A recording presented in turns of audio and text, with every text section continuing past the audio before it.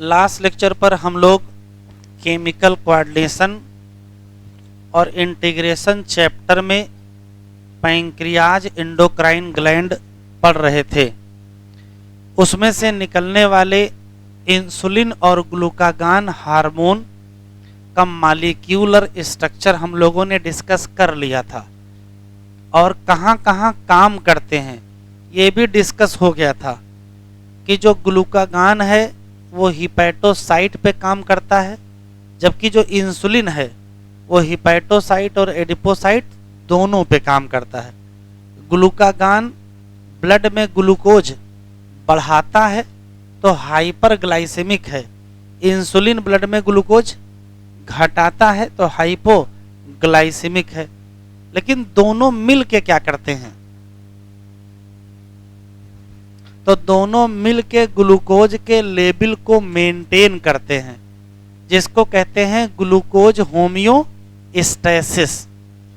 आज हम लोग ये पढ़ेंगे कि ग्लूकागान ब्लड में ग्लूकोज कैसे बढ़ाता है और इंसुलिन ब्लड में ग्लूकोज कैसे घटाती है।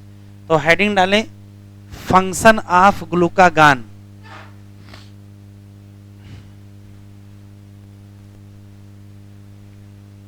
हेडिंग डालें,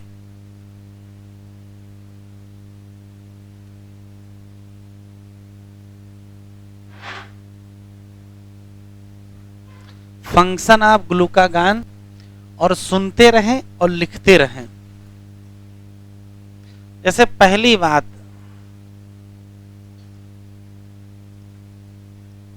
ग्लूकागान काम करेगा कहाँ? तो पहले से ही पता है, हिपैटोसाइट पे काम करेगा। दूसरी बात,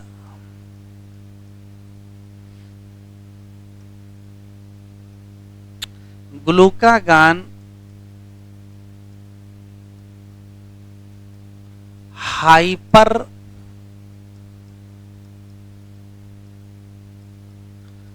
ग्लाइसेमिक हार्मोन है। क्यों?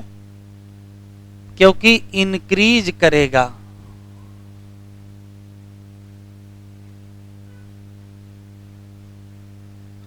ब्लड ग्लूकोज को। हमारे साथ लिखते चलें, बातचीत न करें। अब सवाल यह है कि ये ब्लड में ग्लूकोज कैसे बढ़ाएगा? तो ग्लूकोज बढ़ाने का कोई ना कोई तरीका तो होगा ही। तो करता क्या है? तो ब्लड ग्लूकोज अगर बढ़ाना है तो देखो सबसे बढ़िया तरीका क्या, इधर देखिए। जैसे मान लेते हैं कि ये ब्लड वेसल है और ये मान लेते हैं कि कोई पर्टिकुलर सेल है। इस ब्लड वेसल के अंदर ग्लूकोज है। तो अगर ऐसा किया जाए कि इस ग्लूकोज को सेल के अंदर ना जाने दिया जाए तो ब्लड में ग्लूकोज बढ़ जाएगा। तो ग्लूकागान इनहिबिट करता है, सेल से कहता है ब्लड से ग्लूकोज कम लेना और कम इस्तेमाल करना। तो ब्लड में ग्लूकागान का इसका जो असर होगा कि ग्लूकोज बढ़ेगा कि घटेगा? बढ़ जाएगा। अच्छा ठीक है, एक और काम, सेल के अंदर पाया जाता है ग्लाइकोजन। अगर इस ग्लाइकोजन को तोड़ के ग्लूकोज बनाया जाए और इसको ब्लड में रिलीज कर दिया जाए तो भी ब्लड में ग्लूकोज बढ़ जाएगा। अच्छा, प्रोटीन और फैट, प्रोटीन और फैट से ग्लूकोज बना करके इसको भी ब्लड में डाला जाए तो ब्लड में बढ़ जाएगा। तो ग्लूकागान ब्लड में ग्लूकोज बढ़ाने के 3 तरीके अपनाता है। पहला तरीका, सेल से कहता है कि ब्लड से ग्लूकोज कम लेना, तो जब कम लेगा तो ब्लड में बढ़ेगा। सेल से कहता है कि जो तुम्हारे पास ग्लाइकोजन है उसको तोड़ो और क्या बनाओ? ग्लूकोज बनाओ और कहाँ रिलीज करो? ब्लड में, तो बढ़ जाएगा। सेल से कहता है कि आपके पास जो प्रोटीन और फैट है उसको भी तोड़ो और क्या बनाओ? ग्लूकोज बनाओ और कहाँ छोड़ो? ब्लड में छोड़ो, तो ग्लूकोज बढ़ जाएगा। आखिरी सवाल, अगर प्रोटीन और फैट से ग्लूकोज बनाते हैं तो कहते क्या हैं? नहीं बताओगे, लिखेंगे नहीं, जान लो। इसको ग्लूकोनियोजेनेसिस कहते हैं। अच्छा, ग्लाइकोजन से ग्लूकोज बनाओ तो कहते क्या है? ग्लाइकोजीनोलिसिस। तो जरा बताओ कि ग्लूकागान क्या क्या स्टिमुलेट करता है? तो कहोगे ग्लूकोनियोजेनेसिस और ग्लाइकोजीनोलिसिस। लिखो, स्टिमुलेट करेगा।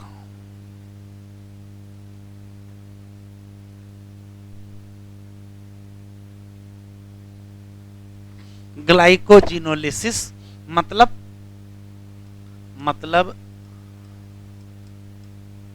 ग्लाइकोजन से क्या बना देंगे?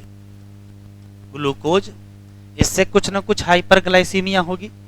दूसरा, स्टिमुलेट करेगा ग्लूकोनियोजेनेसिस। क्यों? तो ये प्रोटीन और फैट से क्या बना देंगे? ग्लूकोज बना देंगे। और तीसरा, इनहिबिट करेगा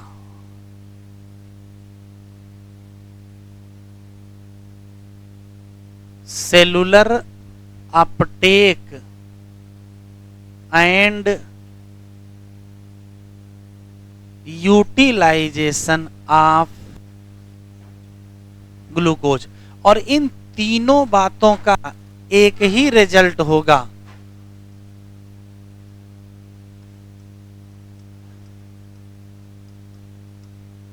हाइपर ग्लाइसीमिया।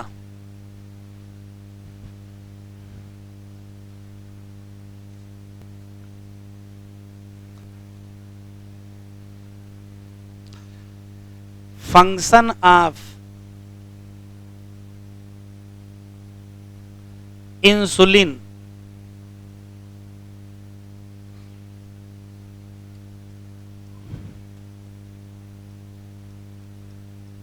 एक्ट ऑन, बेटा आप बातचीत ना करें।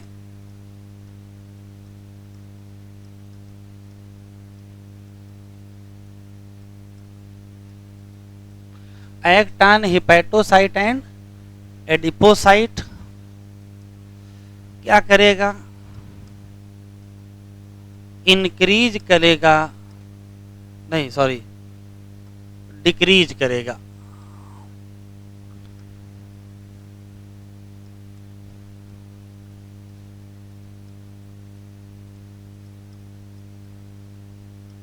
Blood glucose. इसी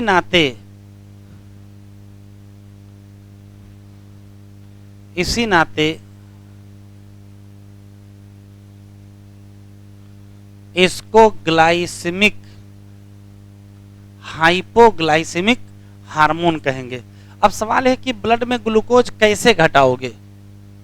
तो देखो, ये मान लेते हैं कि ब्लड वेसल है और ये मान लेते हैं कि कोई सेल है। हिपैटोसाइट मान लो चाहे एडिपोसाइट मान लो। ब्लड में क्या पाया जाएगा? ग्लूकोज। अगर इस सेल से कहा जाए कि तेजी से ग्लूकोज ले लो, तो सेल तेजी से ग्लूकोज लेगी तो ब्लड में ग्लूकोज घटेगा। तो इंसुलिन सेल से कहती है कि आप ग्लूकोज लीजिए और इसका इस्तेमाल करिए, चाहे जो करिए। सेल ने कहा ठीक है भाई, आपकी आज्ञा मानते हैं, ग्लूकोज ले लेते हैं। कहा इस्तेमाल करिए, कहा बोला इस्तेमाल हो चुका है, फिर भी ग्लूकोज बच गया है। तो एक काम करते हैं, इसको कन्वर्ट कर देते हैं ग्लाइकोजन में और वहीं स्टोर कर लेते हैं। तो इंसुलिन ब्लड में ग्लूकोज घटाएगी दो तरीके से। पहला, सेल से कहो तेजी से ग्लूकोज ले, तो ब्लड में से ग्लूकोज निकल के सेल के अंदर जाएगा। और सेल ही से कहो कि जो ग्लूकोज आया है उसका इस्तेमाल करिए, खाइए पीजिए, बचे तो क्या करिए? ग्लाइकोजन में कन्वर्ट करिए। ग्लूकोज को ग्लाइकोजन में कन्वर्ट करने को कहते क्या है?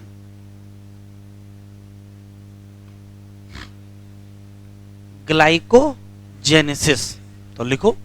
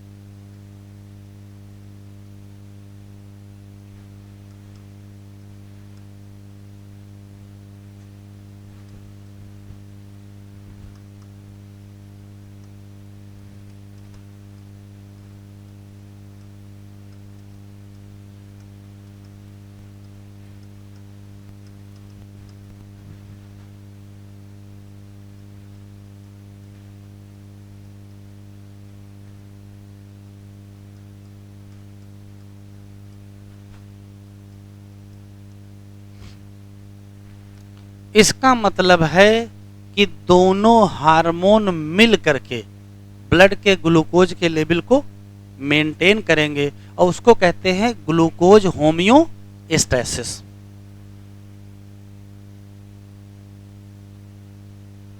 Both insulin and glucagon jointly maintain करेंगे नॉर्मल ब्लड ग्लूकोज। और नॉर्मल ब्लड ग्लूकोज को कहते क्या हैं? Glucose homeostasis.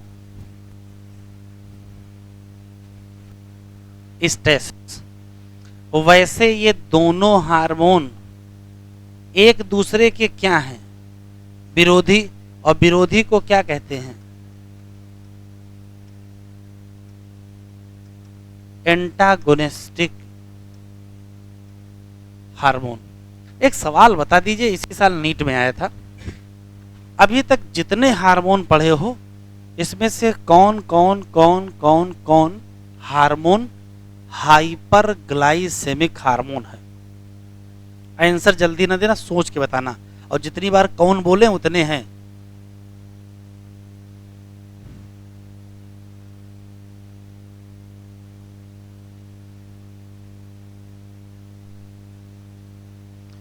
Hyperglycaemic hormone. कह दो सर इतने कठिन सवाल ना पूछा करो, दिमाग चल नहीं रहा है। इसी साल आया है।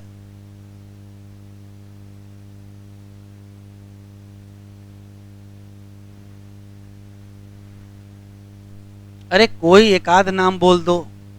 जो ग्लूकागान तो पक्का है ना? चलो ग्लूकागान हो गया, और कार्टिसाल हो गया, और जो है वही इसी साल आया है।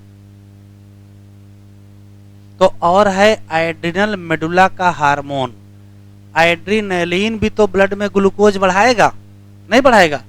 अगर वो भी ना मिले तो जो थायरॉक्सिन हार्मोन है ये भी ब्लड में ग्लूकोज बढ़वाएगा। तो अगर ब्लड ग्लूकोज बढ़वाने की बात करें तो ग्लूकागान स्टार है, और कार्टिसाल वो भी अच्छा है, और एड्रिनल मेडुला का जो एड्रीनलिन हार्मोन है वो भी ब्लड में ग्लूकोज बढ़ाता है। इसी साल पूछा है। एड्रिनल मेडुला से जुड़े हुए 5 स्टेटमेंट लिखे थे, पूछा था कौन सा सही है। उसमें एक लाइन लिखी है, it is a hyperglycaemic hormone. बताओ सही लिखा है कि गलत? तो सही लिखा है, क्योंकि वो भी क्या है? Hyperglycaemic hormone. लिख लिया ये बेटा। देखो चाहे जितना आराम से लिखो, हमें कोई दिक्कत है नहीं। आज चैप्टर खत्म होगा, मन करे चाहे सो के लिखो, जाग के लिखो, लेकिन चैप्टर खत्म हो जाएगा। हो गया? हाँ अब हो गया होगा तुरंत। चलो साइड हेडिंग डालो।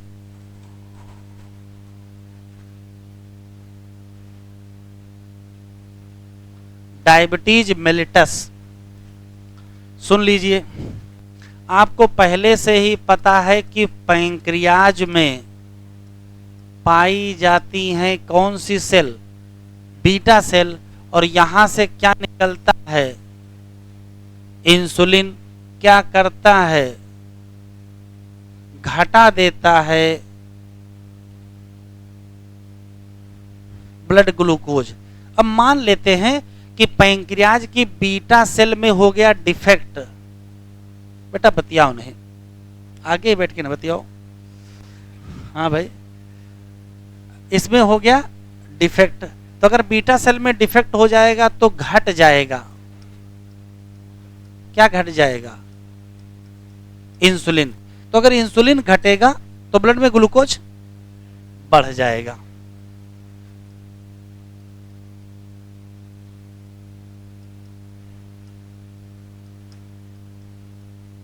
और अगर ब्लड में ग्लूकोज बढ़ गया तो कहोगे क्या?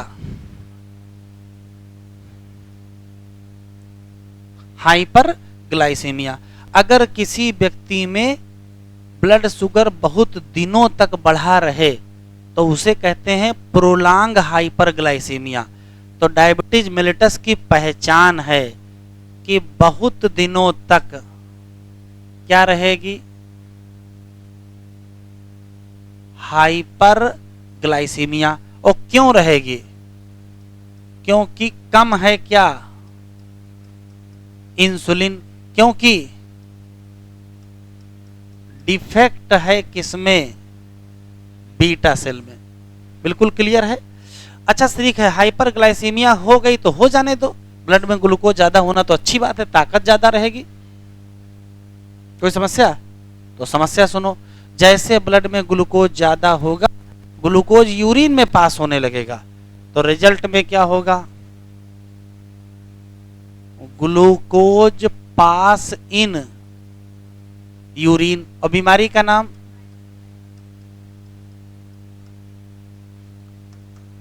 ग्लाइको। अच्छा ठीक है, और क्या होगा? तो ब्लड में ग्लूकोज ज्यादा होगा, ग्लाइकोसूरिया हो जाएगी। एक और समस्या आएगी, जानते हो क्या? कीटोन बॉडी बनेगी और वो भी तो यूरिन में पास होंगी, तो फॉर्मेशन होगा किसका? बेटा बेटा, हार्मफुल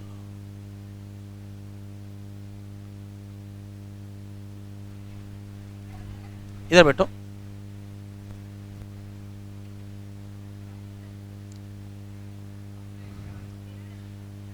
अरे ठीक है, हमसे बताओ, हम रख देते हैं। हाँ भाई बैठो। हार्मफुल सब्सटेंस कौन सा? Ketone body. और कीटोन बॉडी फिर पास होंगी कहां?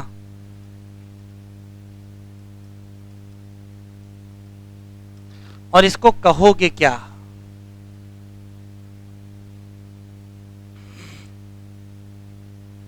कोई बताएगा कि ये कीटोन बॉडी क्यों बनी?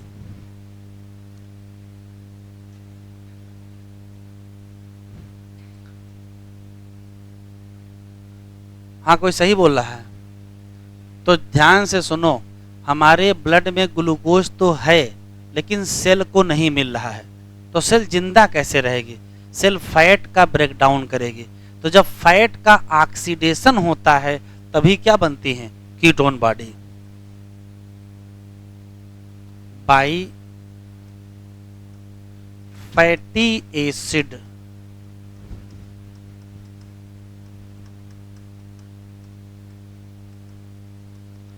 अच्छा डायबिटीज वाले को और क्या दिक्कत होगी? तो इसको भूख ज्यादा लगेगी, क्योंकि ब्लड में ग्लूकोज है लेकिन सेल को मिल नहीं रहा है। इसको प्यास भी ज्यादा लगेगी। क्यों?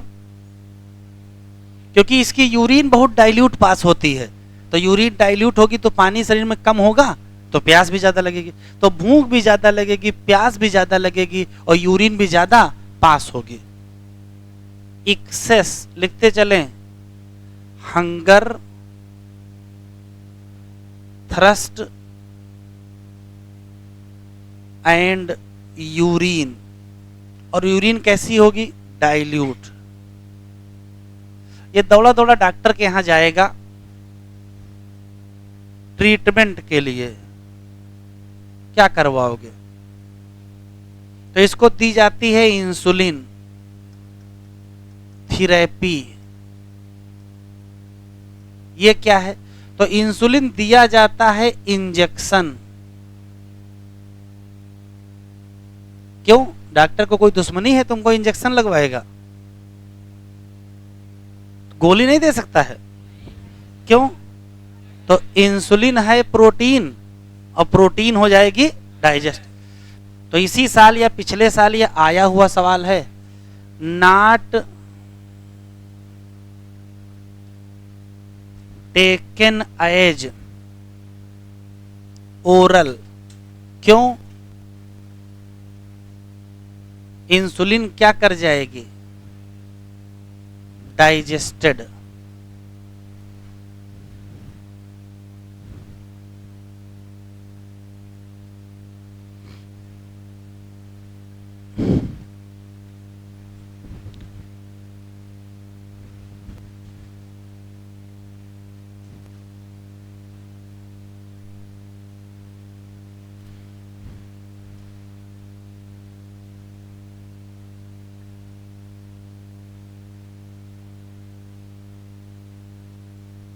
चलो देखो पैंक्रियाज में क्या क्या हम लोगों ने पढ़ा है। पहली लाइन, पैंक्रियाज क्या है, हाइलाइटर निकाल लीजिए, हाईलाइट करिए। कंपोजिट ग्लैंड है जो काम करती है दोनों, क्या, एक्सोक्राइन भी और एंडोक्राइन।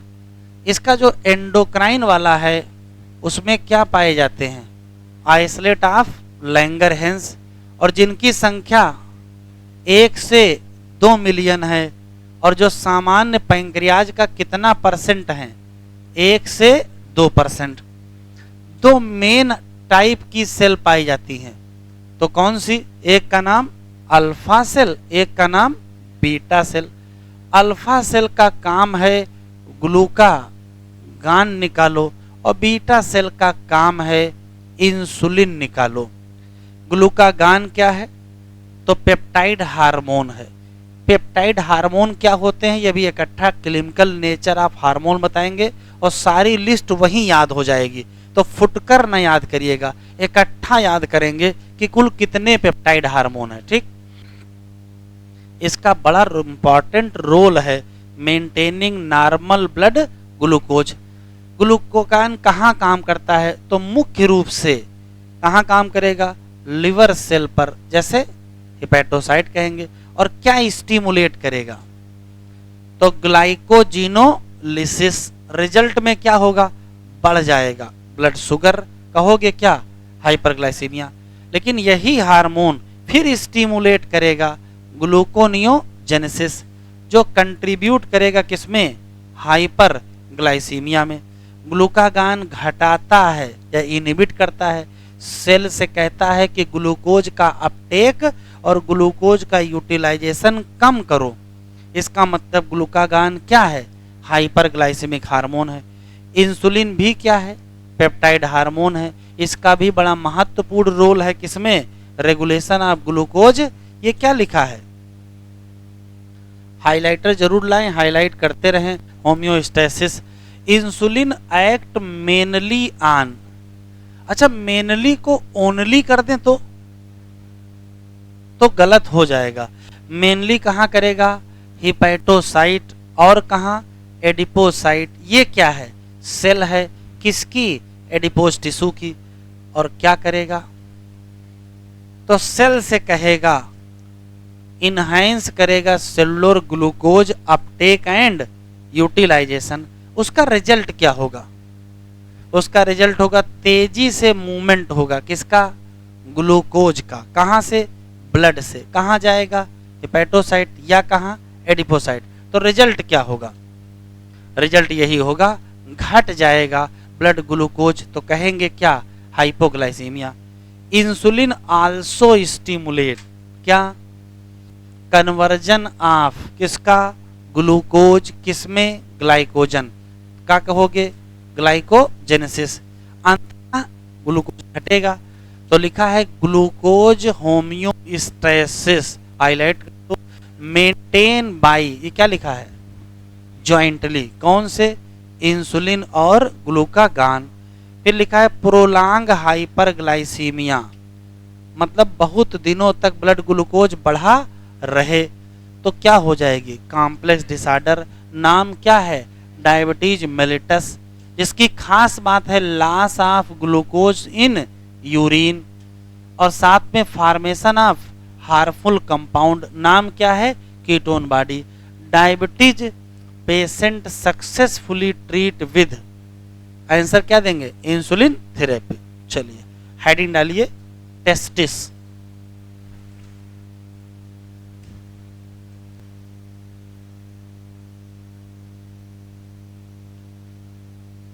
जैसा कि पहले से ही पता है, 1 पेयर टेस्टिस पाए जाते हैं मेल में आउटसाइड एब्डोमेन।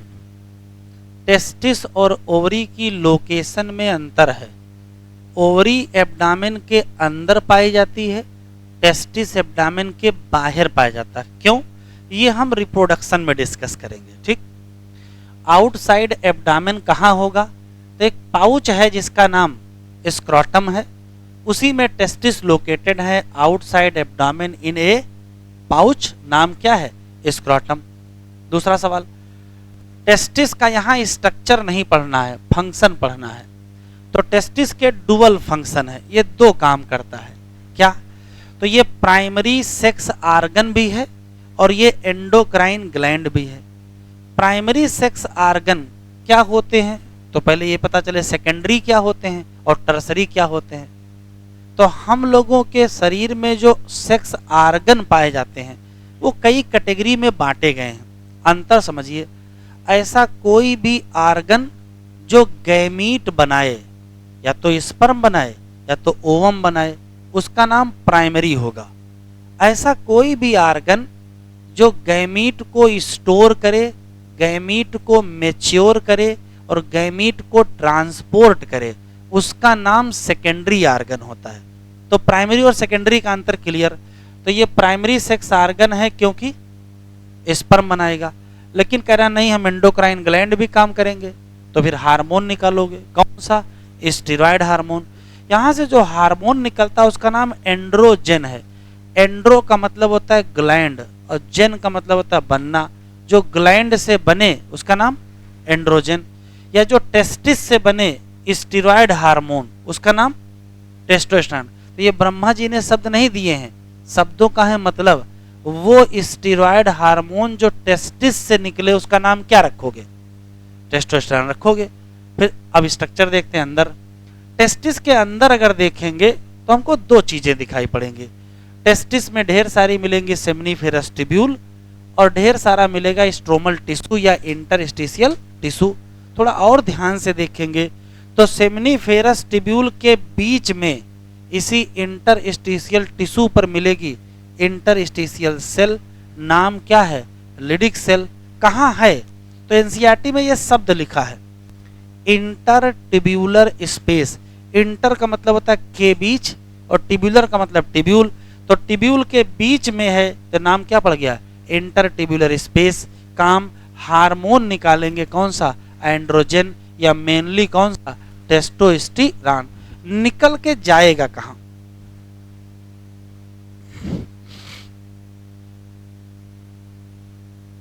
निकल के कहां जाएगा? तो कमाल की बात सुनिए, यहां से निकल के ये हार्मोन सेमिनिफेरस ट्यूब्यूल के अंदर जाता है और अंदर जाकर के काम करेगा। तो क्या क्या काम करेगा? तो कुल 5 काम करता है। ये ब्लड में भी जाता है। क्या क्या करेगा देखिए। तो सेमिनिफेरस ट्यूब्यूल के पास जाएगा और कहेगा आप स्पर्म का फॉर्मेशन बढ़ा दीजिए, तो स्पर्मेटोजेनेसिस होगी। किसी मेल बच्चे का जब जन्म होता है तो उसके शरीर में सारे आर्गन होते हैं, जैसे टेस्टिस होता है, एपिडिडाइमिस होती है, वास डिफरेंस होती है, सेमिनल वेसिकल भी होती है, प्रोस्टेट भी होता है। सारे आर्गन होते हैं लेकिन कोई काम नहीं करता है। ये काम कब करना शुरू करेंगे? तो 12-13 साल की एज में। तो 12-13 साल की एज में ये काम शुरू करेंगे। किसके कहने पर? तो आंसर देंगे क्या? टेस्टोस्टेरोन। तो टेस्टोस्टेरोन निकल के सबसे पहले तो टेस्टिस से ही कहेगा कि ऐसा करो, बहुत आराम कर चुके हो, अब स्पर्म बनाना शुरू करो। एक बात, अब स्पर्म बनने लगे हैं तो स्टोर भी तो करना पड़ेगा। स्पर्म स्टोर कहाँ होता है? एपिडिडाइमिस। तो एपिडिडाइमिस से कहेंगे कि ऐसा करो, आप भी अपनी तैयारी कर लो, स्पर्म आने वाले हैं। तो जैसे ही स्पर्म बनना शुरू करेंगे, जितने सेकेंडरी सेक्स आर्गन हैं, जैसे एपिडिडाइमिस है, वास डिफरेंस है, सेमिनल वेसिकल है, प्रोस्टेट ग्लैंड है, इवन यूरेथ्रा, इन सब का डेवलपमेंट कराएंगे, मैचुरेशन कराएंगे और फंक्शनिंग कराएंगे। कौन कराएगा? यही कराएगा। दूसरा काम। तीसरा, यही हार्मोन टेस्टोस्टेरोन मेल में कुछ बदलाव लाएगा शरीर में, जैसे दाढ़ी मूछें निकलने लगेंगी, फेशियल हेयर, प्यूबिक हेयर और एक्सिलरी हेयर। लड़के थोड़ा गुस्सैल हो जाते हैं, एग्रेसिव बिहेवियर आ जाता है 12-13 साल की एज में। इसी नाते आप देखे होंगे 12-13 साल का बच्चा किस क्लास में होगा? 8th के आसपास होगा। तो स्कूल में कक्षा 8, कक्षा 9, कक्षा 10 में खूब मारपीट होती है। क्यों? मारपीट कराने वाला कौन है? टेस्टोस्टेरोन। एग्रेसिव बिहेवियर, जरा से किसी ने बोल दिया, आवाज तय हो गया कि 5 लोग इधर से आएंगे, 15 लोग उधर से आएंगे। ठीक है, आज फैसला हो ही जाएगा कि किसका टेस्टोस्टेरोन ज्यादा निकल रहा है। ठीक है, तो ये लड़ाई झगड़ा खूब होता है, क्यों? एग्रेसिव बिहेवियर होता है। यही टेस्टोस्टेरोन ब्लड में जाएगा और ब्लड से हमारे ब्रेन को जाएगा और ब्रेन में लिम्बिक सिस्टम के पास जाएगा और सेक्सुअल बिहेवियर को भी इन्फ्लुएंस करता है। इसी नाते किसी से भी प्यार हो जाता है उस एज में।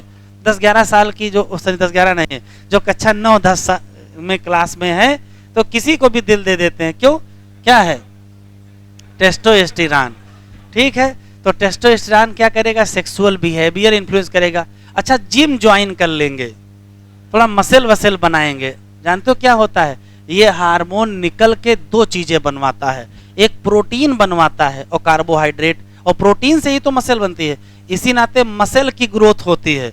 तो इस एज में जो किशोरा अवस्था है, 12-13-14 साल की है, उसमें ऐसे ऐसे करके अपना देखेंगे। क्यों? मसल की भी तो ग्रोथ होनी है, तो मसल की ग्रोथ कौन करवाएगा? यही टेस्टोस्टेरोन। तो उस समय लड़के में जितने बदलाव आएंगे वो सब के पीछे कौन है? टेस्टोस्टेरोन। तो अब की बार पिताजी अगर कुछ कहें तो कहते ना, हमारी कोई गलती नहीं है, सारी गलती किसकी है? टेस्टोस्टेरोन की। क्या क्या करवाएगा? स्पर्मेटोजेनेसिस करवाएगा, और क्या कराएगा? Development, maturation, function, secondary sex organ कौन कौन से? Epididymis, vas deferens, seminal vesicle, prostate और यूरेथ्रा। और क्या कराएगा? यही सारे सेक्सुअल कैरेक्टर लाएगा, जैसे प्यूबिक हेयर लाएगा, फेशियल हेयर लाएगा, एक्सिलरी हेयर। ये क्या है? एडम्स एपल मेल में है, फीमेल में नहीं है। क्यों? ये डेवलपमेंट कराने की जिम्मेदारी भी किसकी है? इसी टेस्टोस्टेरोन की। और आवाज भी तो भारी हो जाएगी, तो जो आवाज भारी हुई कौन कराया? टेस्टोस्टेरोन। शरीर भी भारी हो जाएगा, मसल क्या कर जाएगी? ग्रो कर जाएगी। और ये सब एग्रेसिव बिहेवियर कौन कराएगा? टेस्टोस्टेरोन। सेक्सुअल बिहेवियर कौन कराएगा? टेस्टोस्टेरोन। इवन प्रोटीन और कार्बोहाइड्रेट की सिंथेसिस कौन कराएगा? टेस्टोस्टेरोन। इसी एज में फीमेल भी है। इस एज में फीमेल में जितने बदलाव होंगे, इसी 13-14 साल की एज में फीमेल में जितने बदलाव होंगे, वो सब कौन कराएगा? तो वो सब के सब एस्ट्रोजन करवाएगा। इसी नाते मेल में जो फंक्शन टेस्टोस्टेरोन करता है, फीमेल में वही फंक्शन एस्ट्रोजन करता है। लिखो,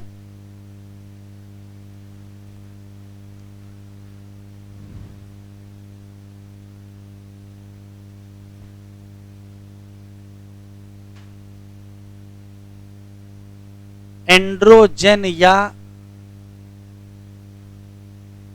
टेस्टोस्टेरोन।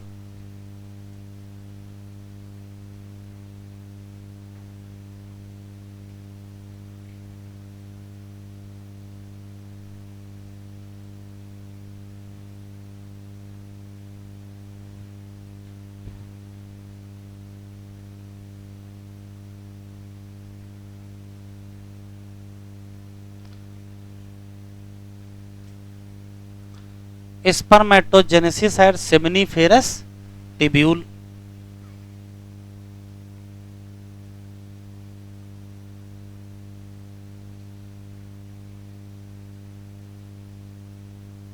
बतियाए नहीं भाई।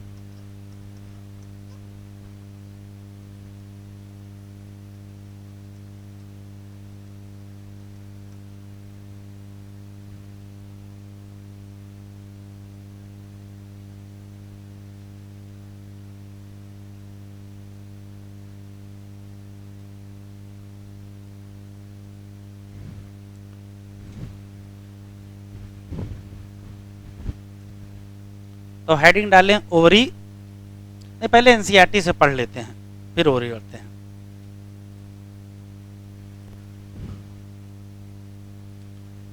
लिखा है एक पेयर टेस्टिस कहां प्रेजेंट है और वो कहां है, आउटसाइड।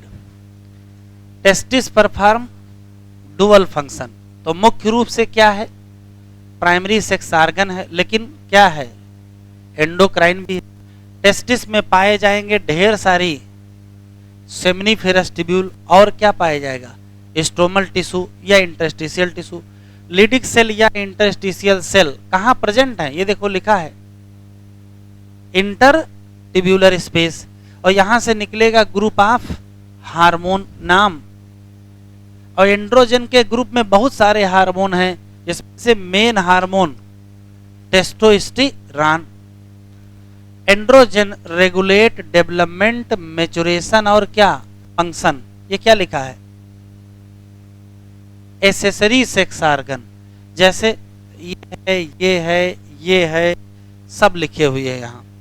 हार्मोन स्टिमुलेट करेगा क्या, मस्कुलर ग्रोथ, ग्रोथ किसका, फेशियल, एक्जिलरी, और क्या एग्रेसिव बिहेवियर, और क्या लो पिच वॉइस। एंड्रोजन का बड़ा मेजर स्टिमुलेटरी रोल है, मेन रोल तो यही है किसमें, स्पर्मेटोजेनेसिस या स्पर्म फॉर्मेशन। एंड्रोजन काम करेगा हमारे दिमाग पर, और क्या इन्फ्लुएंस करेगा, मेल सेक्सुअल बिहेवियर, क्या लिबिडो कहते हैं। नॉर्मल, हाँ ये जो हार्मोन है ये प्रोड्यूस करेंगे एनाबोलिक, दो प्रकार की चीजें होती हैं, एनाबोलिक और कैटाबोलिक। एनाबोलिक बनाना, कैटाबोलिक तोड़ना, तो यहाँ बनाएंगे, क्या बनाएंगे, तो दो चीजें, पहले प्रोटीन और क्या कार्बोहाइड्रेट। भाई जब प्रोटीन बनाएंगे तभी तो मसल की ग्रोथ होगी, तो प्रोटीन और क्या बनाएंगे, कार्बोहाइड्रेट की मेटाबॉलिज्म पर कौन सा इफेक्ट है, एनाबोलिक। हेडिंग डालो ओवरी।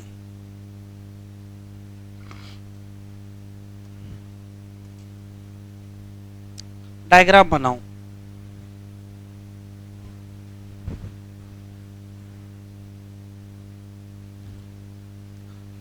पहला सवाल है कि ओवरी कहां है, तो कहोगे एब्डामेन में है। अब एब्डामेन में कहां है, तो कहोगे यूट्रस के अगल बगल पाई जाती है, ये यूट्रस है, ये फैलोपियन ट्यूब है, तो यूट्रस के अगल बगल पाई जाती है, वन पेयर होती है, एक राइट साइड में और एक लेफ्ट साइड में, inside abdomen at side of uterus, कोई दिक्कत नहीं। टेस्टिस की तरीके से ओवरी क्या करती है, डुअल फंक्शन, तो मुख्य काम क्या है, प्राइमरी सेक्स ऑर्गन का है। प्राइमरी सेक्स ऑर्गन का मतलब है कि ओवम बनाना पड़ेगा, लेकिन ये एंडोक्राइन ग्लैंड का भी काम करती है, तो फिर हार्मोन बनाने पड़ेंगे। हार्मोन कौन सा, स्टेरॉइड। अब ओवम की जब बात करेंगे तो एक ओवम बनाएंगे इन ईच मेंस्ट्रुअल साइकिल, तो साल में कुल 12 साइकिल चलेंगी, तो अल्टरनेट चलती है, एक बार राइट ओरी से एक बार लेफ्ट ओरी से, तो टोटल कितने हो जाएंगे, टोटल 12 ओवम हो जाएंगे साल भर में, और ये वास्तव में 6 + 6 होंगे, 6 राइट ओरी से और 6 लेफ्ट ओरी से। हार्मोन की बात करें तो दो मेन हार्मोन निकलेंगे, एस्ट्रोजन और प्रोजेस्टेरॉन। पहले से ही पता है कि जो एस्ट्रोजन हार्मोन है वो कहां से निकलता है, ग्रोइंग ओवेरियन फॉलिकल या फॉलिकल से निकलता है, और जो प्रोजेस्टेरॉन है वो कार्पस लुटियम निकलने के लिए यहां बनाया है। अगर ओरी को ध्यान से देखें तो ओरी में दो स्ट्रक्चर हैं, इसका नाम ओवेरियन मेम्ब्रेन है, और इसके अंदर जो भरा हुआ है उसे ओवेरियन स्ट्रोमा कहते हैं। इस ओवेरियन स्ट्रोमा के अंदर देखोगे तो बहुत सारे क्या मिलेंगे, ओवेरियन फॉलिकल। किसी फीमेल में लगभग 60,000 से 80,000 फॉलिकल पाए जाते हैं, उसी में से कोई एक फॉलिकल किसी एक महीने बड़ा होगा, तो जब ये बड़ा होगा तो क्या बन जाएगा, ग्रेफियन फॉलिकल। ये काम कौन करवाएगा, तो आंसर देंगे एफएसएच।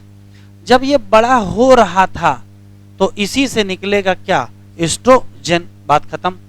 फिर धीरे धीरे क्या समय आएगा, 14वां दिन आ जाएगा। और एलएच के इन्फ्लुएंस में, किसके इन्फ्लुएंस में, एलएच के इन्फ्लुएंस में क्या हो जाएगा, ओवुलेशन। फॉलिकल रप्चर करेगा, ओवा बाहर चला जाएगा, लेकिन कुछ टुकड़े अंदर रह जाएंगे। तो अंदर क्या बना लेंगे, कार्पस लूटियम, और वहीं से क्या निकलेगा, प्रोजेस्टेरॉन। तो एस्ट्रोजन कहां से निकला, प्रोजेस्टेरॉन कहां से निकला, ये बिल्कुल कॉन्सेप्ट साफ है। अब सिर्फ दो चीजें पढ़नी है, एस्ट्रोजन निकल के क्या करेगा और प्रोजेस्टेरॉन निकल के क्या करेगा। तो हेडिंग डालें, function of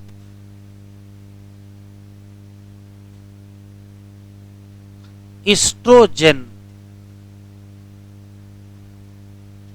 function of estrogen. सुन लीजिए फिर फंक्शन लिख लीजिएगा। किसी फीमेल का जन्म हुआ, छोटी बच्ची, उसके शरीर में सब कुछ है, क्या है, ओवरी है, यूट्रस है, सर्विक्स है, वेजाइना है, फलोपियन ट्यूब है, सारे स्ट्रक्चर हैं, बस फंक्शनल नहीं है। एज बढ़ेगी, 1 साल, फिर 5 साल, फिर 10 साल, फिर 12-13 साल। 12-13 साल की एज में बहुत सारे काम होंगे, जैसे जीएनआरएच निकलेगा हाइपोथैलेमस से, एफएसएच और एलएच निकलेंगे एंटीरियर पिट्यूटरी से, और ये सब जाके ओरी पे काम करेंगे। जैसे ओरी काम शुरू करेगी क्या, तो ओरी एस्ट्रोजन और प्रोजेस्टेरॉन निकालेगी। एस्ट्रोजन और प्रोजेस्टेरॉन जब निकलेंगे तो फीमेल में बहुत सारे चेंजेज आने वाले। देखो, सबसे पहला तो इसके अंदर जो ओवेरियन फॉलिकल हैं उन्हीं का डेवलपमेंट बढ़वाएंगे, क्योंकि तब बहुत छोटे छोटे फॉलिकल होंगे। तो growth and development of ovarian follicle मतलब oogenesis करवाएंगे, एक बात। दूसरा, निकलते ही जैसे मेल में सेकेंडरी सेक्स आर्गन पर काम हुआ था, वैसे फीमेल में भी काम होगा। फीमेल में सेकेंडरी सेक्स आर्गन का ग्रोथ और डेवलपमेंट, जैसे थोड़ा सा यूट्रस का साइज बढ़ेगा, फैलोपियन ट्यूब, सर्विक्स और वेजाइना, इन सब का ग्रोथ और डेवलपमेंट होगा। और सुनो क्या होगा, इसी दौरान फीमेल में कुछ बाहरी बदलाव होंगे, स्पेशली मेमोरी ग्लैंड का डेवलपमेंट होगा। तो मेमोरी ग्लैंड का डेवलपमेंट इसी एस्ट्रोजन ने कराया है, ये सेकेंडरी सेक्सुअल कैरेक्टर है। और क्या होगा, इसी दौरान फीमेल में एक्सिलरी हेयर और प्यूबिक हेयर भी अपीयर होंगे। इसी दौरान फीमेल की आवाज भी थोड़ी चेंज हो जाएगी, जिसको हाई पिच वॉइस कहेंगे। इसी दौरान जितने भी चेंज आएंगे फीमेल में मेंस्ट्रुअल साइकिल स्टार्ट हो जाएगी, मेंस्ट्रुएशन स्टार्ट हो जाएगा। ये सारे बदलाव में जो मेन हार्मोन है वो एस्ट्रोजन है। और क्या होगा, ये सेंट्रल नर्वस सिस्टम को स्टिमुलेट करेगा, ये फीमेल सेक्सुअल बिहेवियर को रेगुलेट करेगा। जैसे वो था, उसका एनाबोलिक इफेक्ट किस पर था, प्रोटीन और कार्बोहाइड्रेट पर, तो ये भी है, इसका एनाबोलिक इफेक्ट होगा फैट पर। क्योंकि जो मेमोरी ग्लैंड या ब्रेस्ट का डेवलपमेंट हुआ है उसमें रियल में फैट डिपॉजिट है, तो फैट आएगी कहां से, फैट बनेगी, तो फैट बनवाएगा कौन, ये एस्ट्रोजन बनवाएगा। तो फैट की डिपोजिशन होगा मेमोरी ग्लैंड पर, तो ब्रेस्ट का डेवलपमेंट होगा। इवन हिप रीजन में भी फैट डिपॉजिट होगी। तो सारे काम जो मेल में कौन कराया, टेस्टोस्टेरॉन, वही फीमेल में कौन कराएगा, एस्ट्रोजन। लिखो,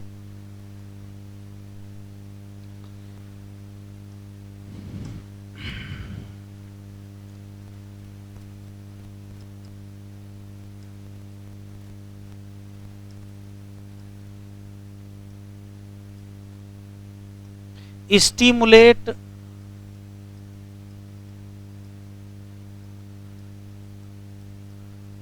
डेवलपमेंट ऑफ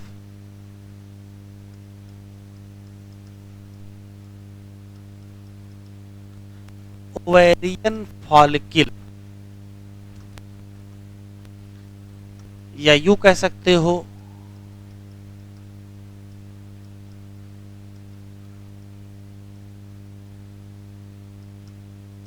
स्टिमुलेट किया क्या, ऊ जेनेसिस, बात एक ही है।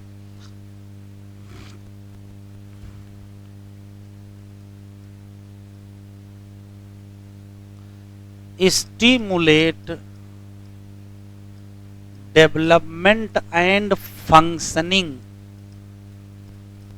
Of female secondary sex organ. जैसे तो कम से कम 2-3 नाम तो याद ही रखोगे, यूट्रस, सर्विक्स,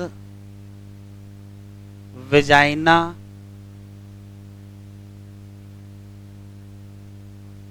और फैलोपियन ट्यूब, इन सब का डेवलपमेंट होगा।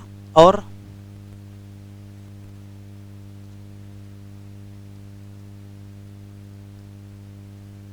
Stimulate appearance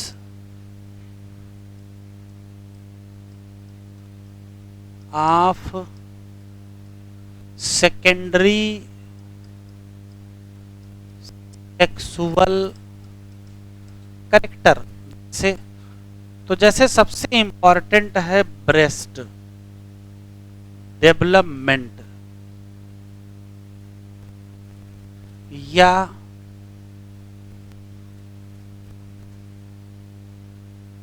मैमेरी gland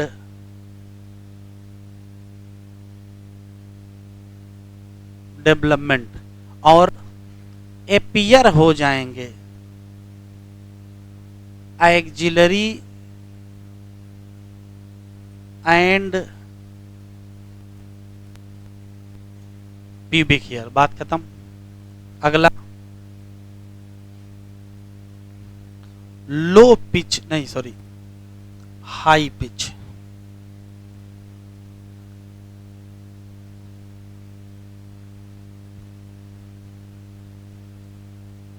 high pitch voice और female sexual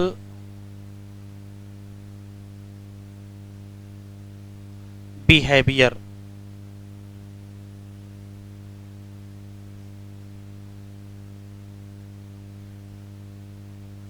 synthesis of fat and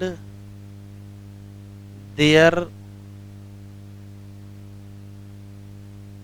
deposition. तो चाहे मेल का सेक्सुअल बिहेवियर हो, चाहे फीमेल का सेक्सुअल बिहेवियर हो, उसमें सेंट्रल न्यूरल सिस्टम के लिम्बिक सिस्टम का रोल है, लेकिन वो भी प्रभावित होता है हार्मोन से। मेल में टेस्टोस्टेरोन से और फीमेल में एस्ट्रोजन से। तो जो अपोजिट सेक्स अट्रैक्शन है उन दोनों के पीछे क्या है, हार्मोन। मेल में एस्ट्रोजन और फीमेल में टेस्टोस्टेरोन, उल्टा मेल में टेस्टोस्टेरोन और फीमेल में एस्ट्रोजन। लिखो। तो हेडिंग डालें फंक्शन ऑफ प्रोजेस्टेरोन।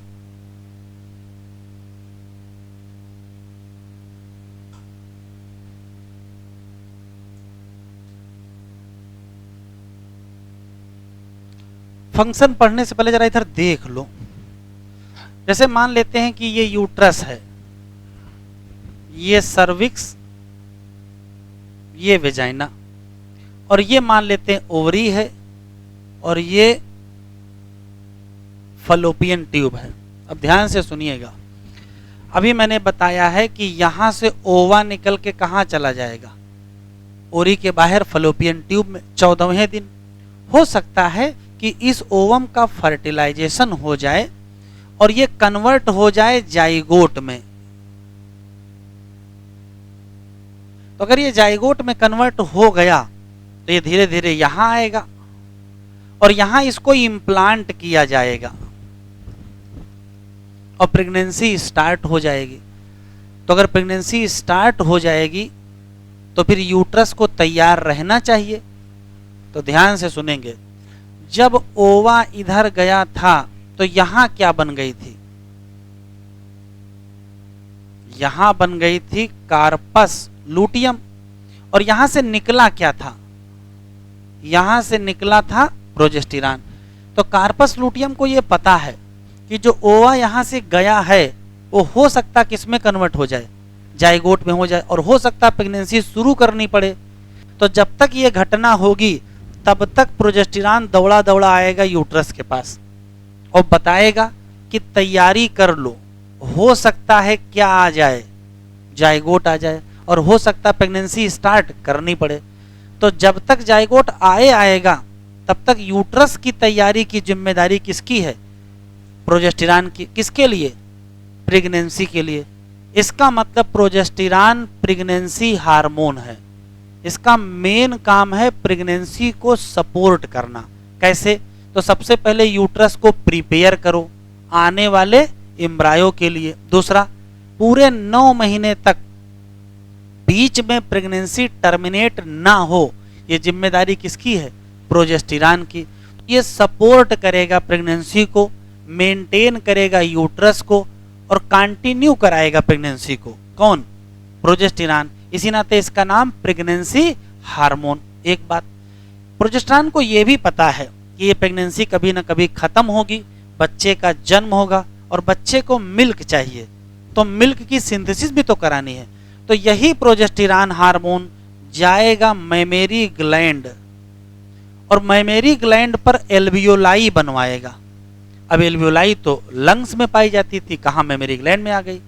तो एल्वियोलाई क्या है, ऐसा कोई छोटा सा स्ट्रक्चर जहां मिल्क स्टोर कर सको, उसका नाम एल्वियोलाई।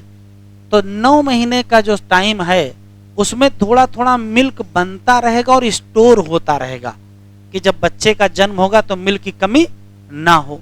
तो मैमेरी एल्वियोलाई बनाओ स्टोर करने के लिए, और मिल्क की सिंथेसिस की शुरुआत कराओ। ये काम भी किसका है, प्रोजेस्टेरॉन। तो कुल 3 काम, क्या, सपोर्ट द प्रेगनेंसी, क्या, maintain uterus for implantation and continue pregnancy. इसी नाते इसका नाम प्रेगनेंसी हार्मोन पड़ गया। दूसरा, मैमेरी ग्लैंड पर क्या बनवाएगा, मैमेरी एल्वियोलाई। क्यों बनवाएगा, ये छोटी छोटी जगह हैं, काहे के लिए, मिल्क स्टोर करने के लिए।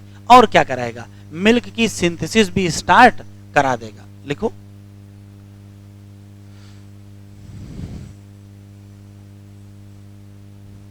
Support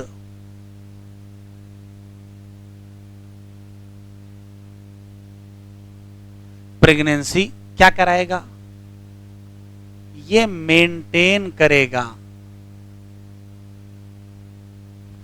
uterus for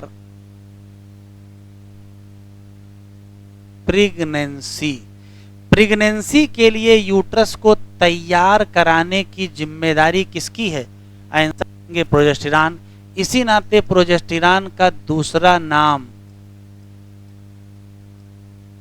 pregnancy hormone है।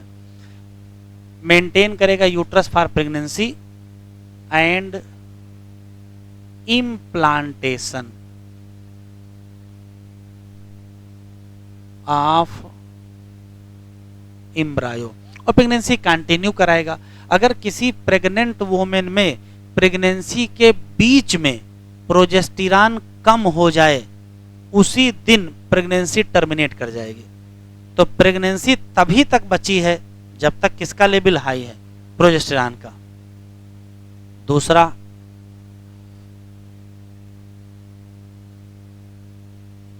स्टिमुलेट मैमेरी ग्लैंड, क्या बनवाएगा, मैमेरी एल्वियोलाई। ये क्या है, तो ये सैक लाइक स्ट्रक्चर है,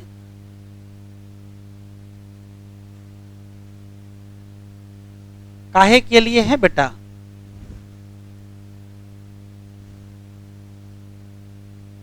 मिल्क स्टोरेज।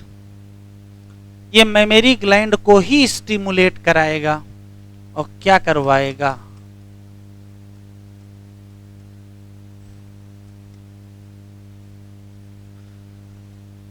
बच्चे को मिल्क की कमी ना हो, नेचर ने 3 लोगों को लगा रखा है। एक है प्रोलैक्टिन, उसका भी काम मिल्क सिंथेसिस है। एक प्रोजेस्टेरॉन पढ़ ही रहे हो, प्लेसेंटा से भी निकलता है HPL, उसकी भी जिम्मेदारी क्या है? मिल्क। आने वाले बच्चे की खुराक में कोई कमी ना हो, मिल्क कम ना हो, इस नाते 3 हार्मोन लगे हैं। कौन कौन से? प्रोलैक्टिन, प्रोजेस्टेरॉन और HPL। लिख लिया हो तो एनसीईआरटी ओपन करें।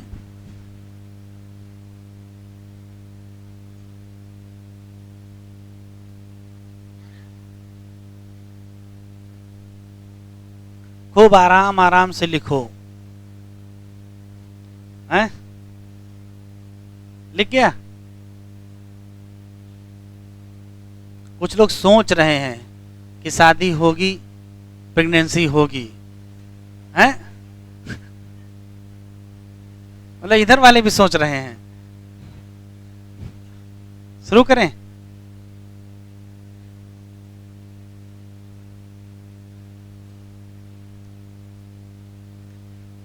ओवरी, फीमेल में क्या है?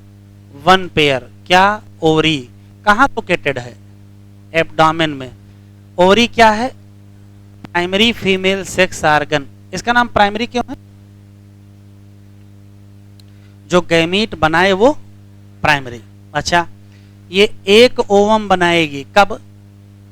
Each menstrual cycle. तो 12 cycle, 12 ovum, 6 + 6। In addition ovary also produce क्या? 2। कौन से? Steroid hormone. नाम? एस्ट्रोजन और प्रोजेस्टेरॉन। ओवरी बना होती है। ओवरी में क्या होता है? तो ढेर सारे ओवेरियन फॉलिकल और ढेर सारा स्ट्रोमल टिश्यू। एस्ट्रोजन कहां से बना?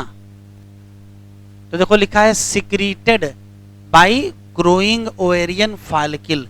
अच्छा, एनसीईआरटी वाले फर्जी में फुल स्टॉप नहीं लगाते हैं, यहां लिखा है मेनली बाई। क्यों? हम मेनली को ओनली कर देते हैं, गलत हो जाएगा। इसका मतलब कहीं और से बनता होगा। कहां से बनता है? ऐसे ही सवाल बनाएगा एग्जामिनर। अगर कहीं और से बनता है तो आपको पता होना चाहिए कहां से बनता है। तो एस्ट्रोजन हार्मोन का एक सोर्स और है, एक क्या 2 सोर्स और हैं। एक तो एस्ट्रोजन निकलता है कार्पस लूटियम से और एस्ट्रोजन निकलता है प्लेसेंटा से। तो एस्ट्रोजन कहां कहां कहां से निकलता है? बगल में लिखो, एस्ट्रोजन सिक्रीटेड फ्रॉम।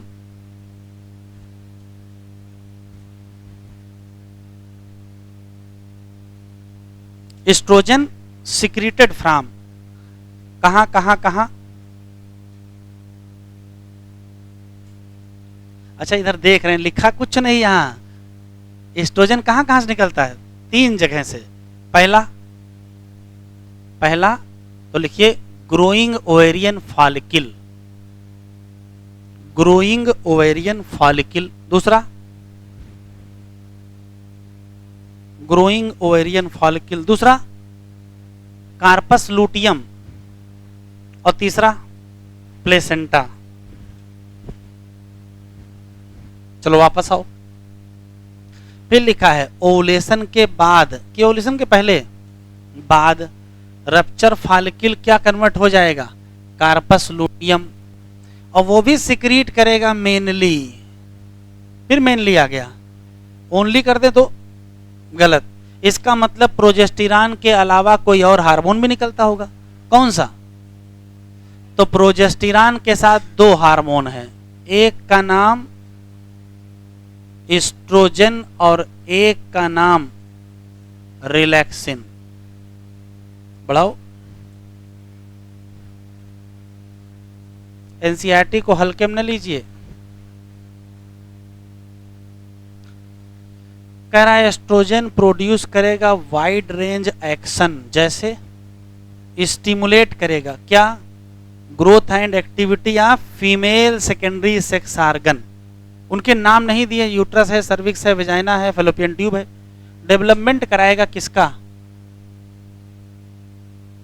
डेवलपमेंट कराएगा ओवेरियन फॉलिकल का। और एपियरेंस कराएगा क्या? यहां आर्गन क्यों नहीं लिखा है? तो ध्यान से सुने, फीमेल सेकेंडरी सेक्स आर्गन अलग हैं और करेक्टर अलग हैं। आर्गन कौन कौन से हैं? यूट्रस, सर्विक्स और वेजाइना वगैरह या फेलोपियन ट्यूब वगैरह। और करेक्टर जो एपियर होते हैं, जो चेंज आता है, तो देखो क्या चेंज आएगा। हाई पिच क्या हो जाएगी? वॉइस। और क्या चेंज आएगा? Mammary gland. Estrogen also regulate female sexual behaviour. खत्म। प्रोजेस्टेरॉन सपोर्ट करेगा प्रेगनेंसी को। Progesterone also act on mammary gland. Stimulate क्या? फॉर्मेशन किसका? एल्वुलाई। एल्वुलाई क्या है? सैक। क्या करोगे? स्टोर करोगे। और क्या बनाएगा? मिल्क। हेडिंग डालें, hormone of kidney, heart and GIT.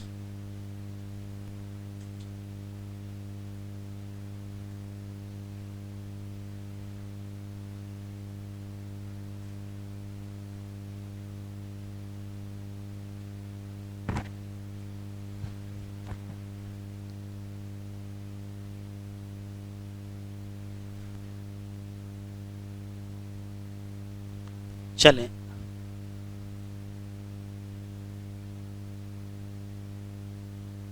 Hormone किसका? हार्ट का, किडनी का और जीआईटी का, गैस्ट्रोइंटेस्टाइनल ट्रैक्ट। लिखे नहीं? देखें इधर। ये बताओ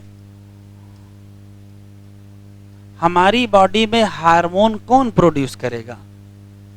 तो तुरंत कहोगे एंडोक्राइन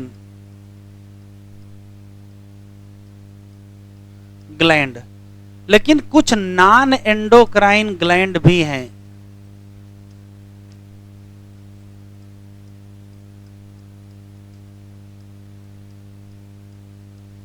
वो हार्मोन प्रोड्यूस करते हैं। मतलब वो आर्गन कुछ और हैं लेकिन हार्मोन बनाएंगे। तो वो नॉन एंडोक्राइन ग्लैंड 3 हैं। हार्ट है, किडनी है, जीआईटी है, इवन लिवर भी इसमें आता है। तो ये 4 हैं जो हार्मोन प्रोड्यूस करेंगे। एक एक करके पढ़ना है।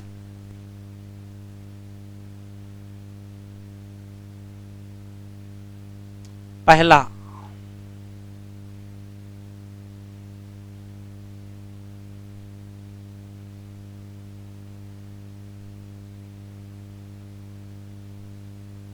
Hormone of heart. जब हम लोग स्क्रीटरी सिस्टम पढ़ रहे थे तब क्या पढ़े थे? तो तभी सब कुछ पढ़ चुके, वही रिवाइज करना है यहां। तब हम लोग ये पढ़े थे कि जब कभी हम लोगों का ब्लड प्रेशर बढ़ जाता है तो हार्ट से क्या निकलता है? एएनएफ। और क्या करता है? बीपी घटा देता है। कैसे? तो ब्लड वेसल को डायलेट करता है और बीपी कम हो जाता है। तो जो वहां लिखे थे वही यहां फिर लिखना है। लिखो, हार्ट की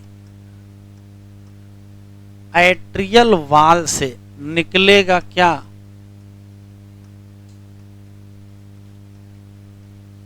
पेप्टाइड हार्मोन। इससे परेशान ना होना, कौन कौन पेप्टाइड भी आपको बता देंगे एक साथ। और उस पेप्टाइड हार्मोन का नाम ANF है। फुल फॉर्म बताओगे? एट्रियल नाइट्री यूरेटिक और क्या फैक्टर। इसका नाम ये क्यों पड़ा? तो जो एट्रियम से निकले वो एट्रियल, और जो नाइट्रियम को यूरिन में भगा दे उसका नाम नाइट्री यूरेटिक। नाइट्रियम कौन होता है? सोडियम। तो सोडियम यूरिन में जाता तो नाम क्या पड़ गया? नाइट्री यूरेटिक फैक्टर। अच्छा, ये करेगा क्या?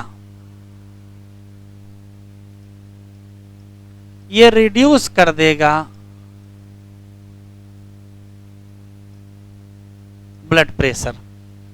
तो होता क्या है? तो जब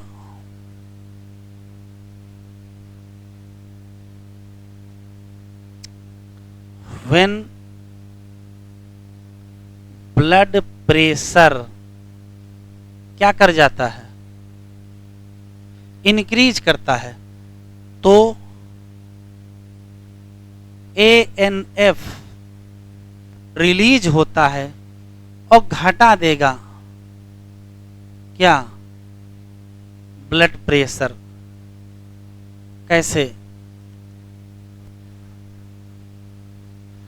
तो कहोगे वैसोडाइलेशन।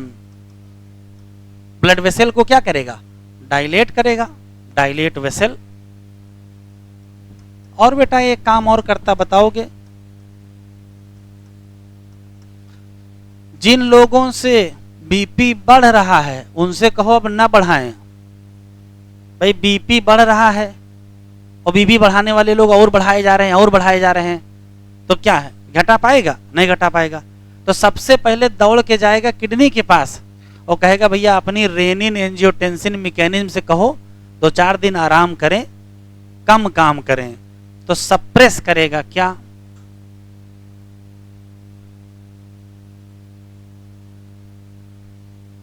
रेनिन एंजियोटेंसिन मैकेनिज्म, तो बीपी घट जाएगा।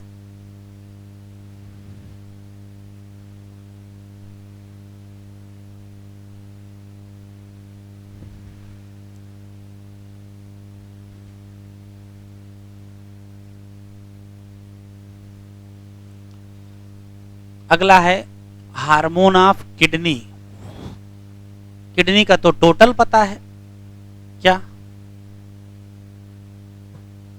किडनी का क्या पता है, या तो अभी लिखने दो, स्ट्रेस ना दो, है ना, पहले छाप लेते हैं फिर बताते हैं किडनी का क्या है।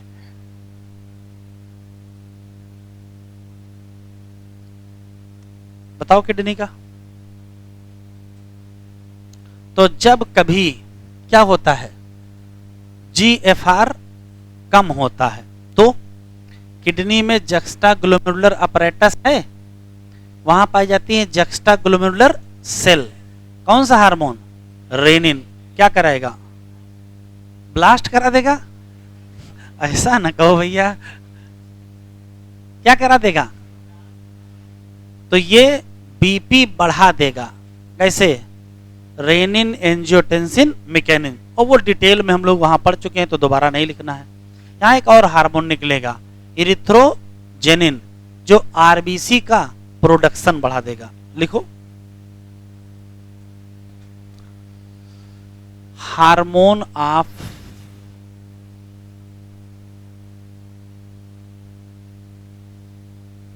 किडनी, किडनी में पाया जाएगा JGA और यहां पाई जाएंगी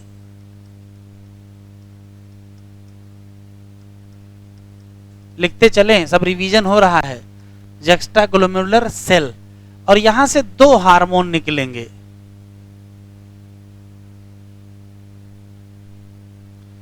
एक का नाम रेनिन, काम काम ये है मेंटेन करेगा,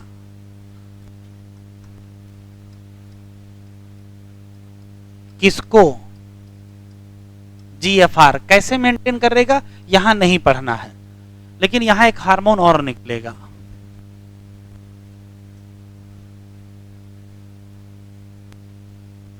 इरिथ्रोजेनिन या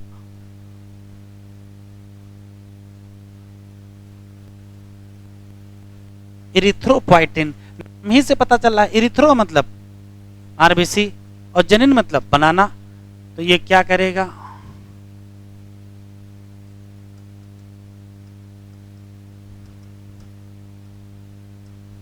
आरबीसी प्रोडक्शन। और आरबीसी प्रोडक्शन को कहते क्या हैं,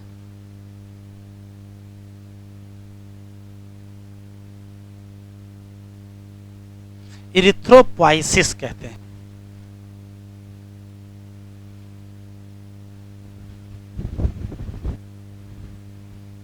hormone of GIT, gastro intestinal tract. शुरू करें।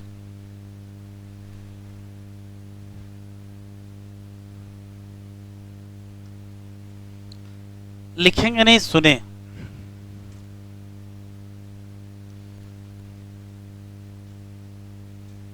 गैस्ट्रो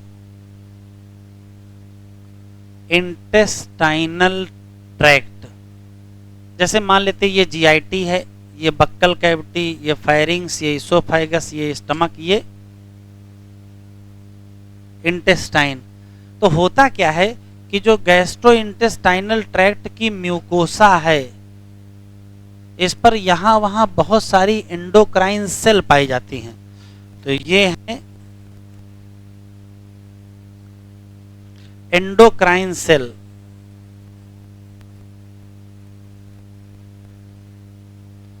जो कि डिस्पर्स या फैली हैं, और यहां से निकलेंगे हार्मोन। वैसे तो बहुत सारे हार्मोन निकलते हैं, एनसीईआरटी में लिखा है 4 मेन हार्मोन। तो कौन से 4 हार्मोन है? तो एक का नाम गैस्ट्रिन, एक का नाम सिक्रीटिन, एक का नाम कालीसिस्टोकाइनिन, और एक का नाम गैस्ट्रिक इनहिबिटरी पेप्टाइड। कॉलीसिस्टोकाइनिन को शॉर्ट फॉर्म में CCK कहते हैं, इसको शॉर्ट फॉर्म में GIP। तो ये एंडोक्राइन सेल कहाँ है? तो एट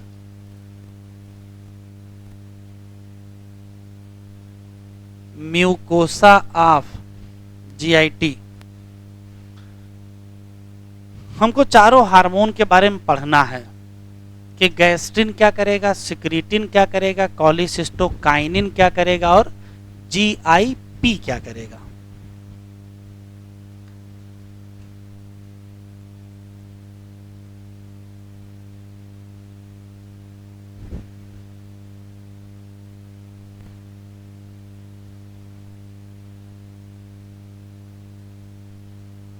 शुरू करें।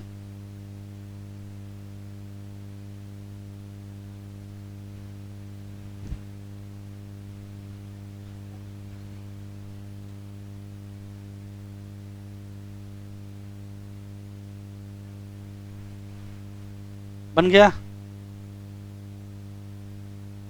चारों हार्मोन में 2-2 क्वेश्चन हैं।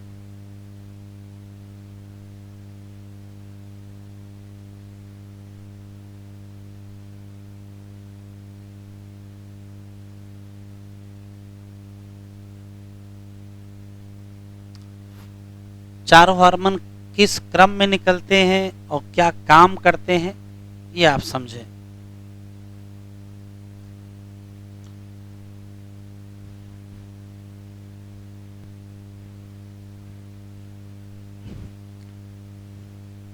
तो एक फ्लोचार्ट जरा देख लीजिए, उसी से सारे हार्मोन का फंक्शन आपको याद हो जाएगा। लिखेंगे तो है ही।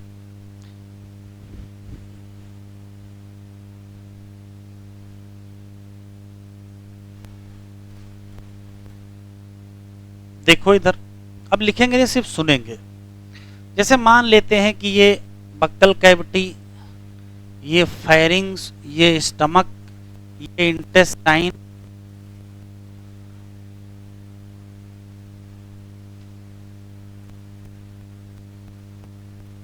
ठीक, और ये 2 स्ट्रक्चर हैं। यहां से लगा हुआ है पैंक्रियाज, और यहां लिवर है, और लिवर में पाया जाता है गाल ब्लैडर, और गाल ब्लैडर की एक डक्ट आके यहां खुलती है। ये सिंबॉलिक स्ट्रक्चर है। अब देखो होता क्या है, इधर से आएगा फूड, और फूड यहां से होते हुए यहां पहुंचेगा। तो जैसे ही फूड स्टमक में पहुंचता है, स्टमक की म्यूकोसा पर पाई जाती है जी सेल, और स्टमक की म्यूकोसा से निकलेगा गैस्ट्रिन हार्मोन।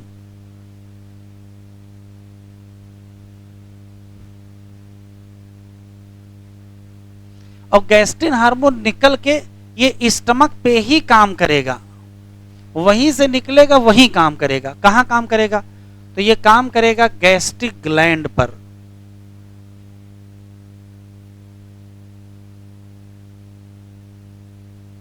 और यहां से दो चीजें निकलवाएगा, HCl और पेप्सिनोजेन। लिखो नहीं, सुन लो पहले। HCl निकलेगा, पेप्सिनोजेन निकलेगा, फूड में मिलेगा। 3-4 घंटे फूड यहां रहता है। 3-4 घंटे बाद धीरे धीरे फूड आगे बढ़ेगा, तो फूड पहुंचेगा डिओडिनम पर। तो जैसे ही फूड डिओडिनम पर पहुंचेगा, यहां से एक हार्मोन निकलेगा।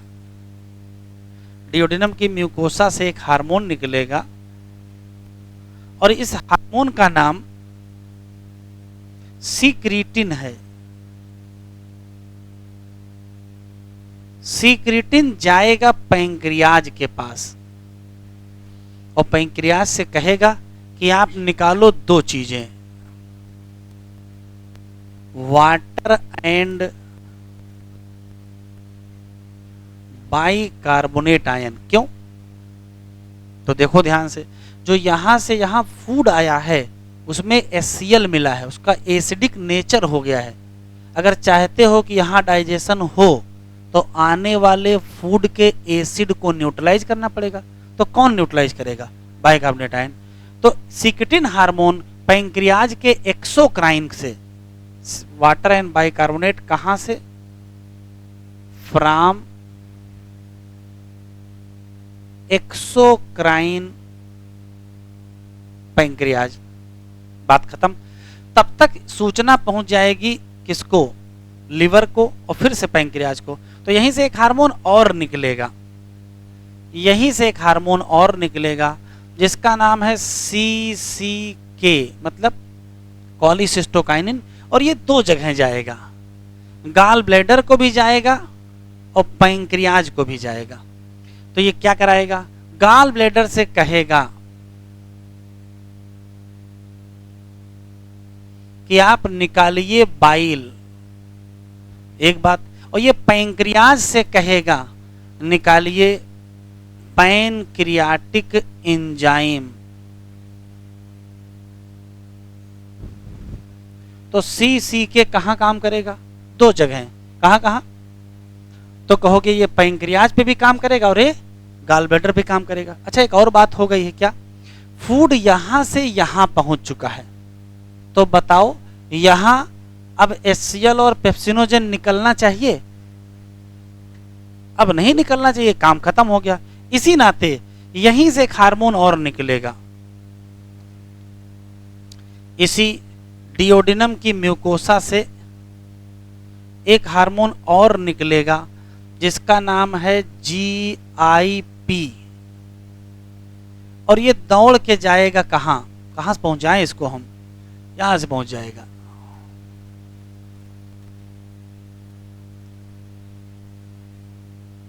ये दौड़ के जाएगा स्टमक के पास, और स्टमक से कहेगा कि अब न निकालना क्या? HCl और पेप्सिनोजेन। तो ये क्या करेगा? ये इनहिबिट कर देगा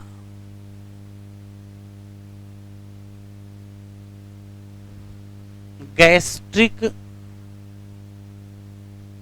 सिक्रीशन एंड मोर्टेलिटी। स्टमक में मूवमेंट भी तो होता है, वो भी बंद करना। तो नेचर ने बड़ी अच्छी व्यवस्था की है। क्या? फूड हमारे स्टमक में आया तो सबसे पहले निकला गैस्ट्रिन, निकलवाया क्या? Gastric juice. कहां से? गैस्ट्रिक ग्लैंड से। काम हुआ, थोड़ा फूड आगे बढ़ा, आगे पहुंचा तो सबसे पहले निकला सीक्रेटिन, और सीक्रेटिन ने क्या करवाया? वाटर और बाइकार्बोनेट आयन। तो वाटर और बाइकार्बोनेट निकले क्यों? न्यूट्रलाइज करना है HCl को। उसके बाद निकलेगा कॉलीसिस्टोकाइनिन। वो क्या करेगा? तो वो निकल के दो काम करेगा। पहले दौड़ के जाएगा कहां? गाल ब्लैडर, उससे क्या निकलवाएगा? बाइल। और फिर कहां जाएगा? पैंक्रियाज, वहां से क्या निकलवाएगा? तो आंसर देंगे पैंक्रियाटिक एंजाइम। तब तक एक हार्मोन और निकलेगा, कौन सा, जीआईपी, और ये दौड़ के जाएगा स्टमक के पास, वो कहेगा अब ना निकालना, क्या, एचसीएल और पेप्सिनोजेन। डायग्राम बनाना नहीं, केवल देखना है। बना रहे हो, बना लिए, ठीक है। अच्छा चलो बनाओ।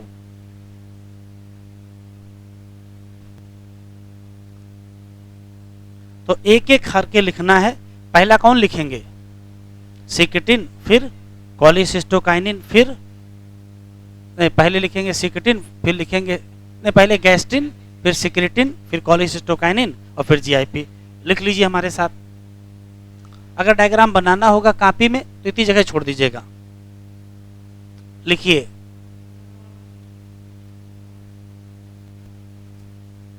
गैस्ट्रिन कहां से निकला,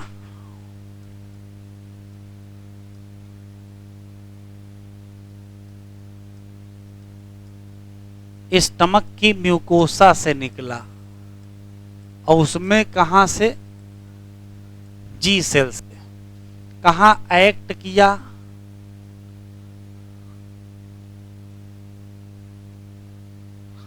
गैस्ट्रिक ग्लैंड, क्या किया, स्टिमुलेट किया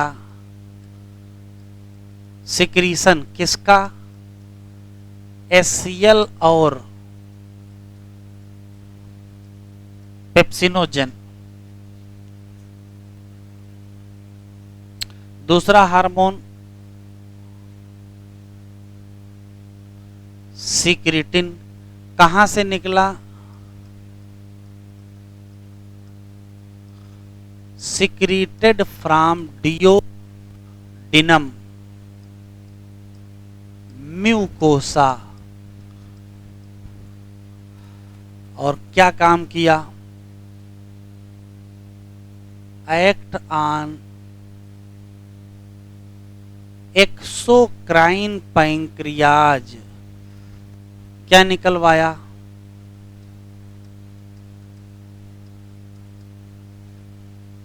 स्टिमुलेट किया, किसका, तो आंसर देंगे वाटर का और बाइकार्बोनेट का।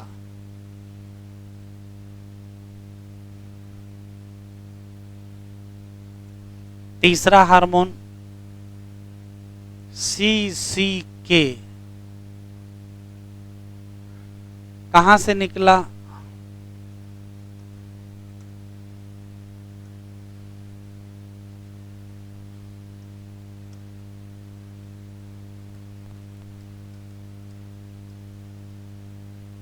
ये भी वहीं से निकला है, डियोडिनम से। या म्यूकोसा, और कहां काम किया,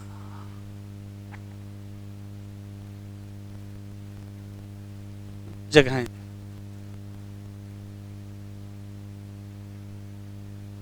गाल ब्लैडर पर, और कहां,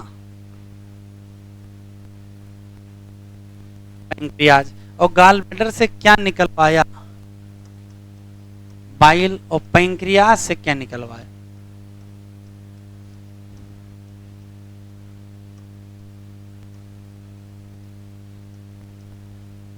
चलिए।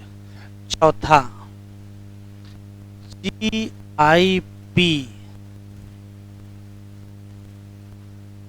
कहां से निकले,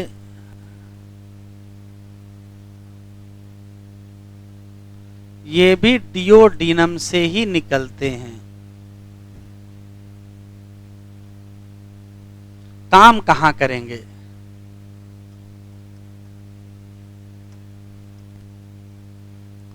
act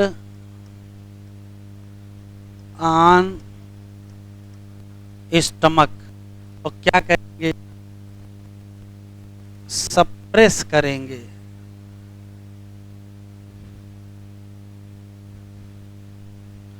gastric secretion and mortality. एक बात जो एनसीईआरटी में नहीं लिखी वो भी लिख लेंगे।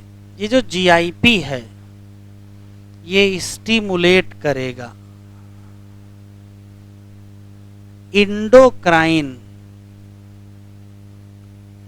पैंक्रियाज को भी, और इंडोक्राइन पैंक्रियाज को स्टिमुलेट करके क्या निकलवाएगा, तो यहां से निकालेगा सिक्रीशन ऑफ इंसुलिन। तो स्पेशल सवाल है, इंसुलिन हार्मोन का सिक्रीशन कौन बढ़वाएगा, तो आंसर क्या देंगे, जीआईपी।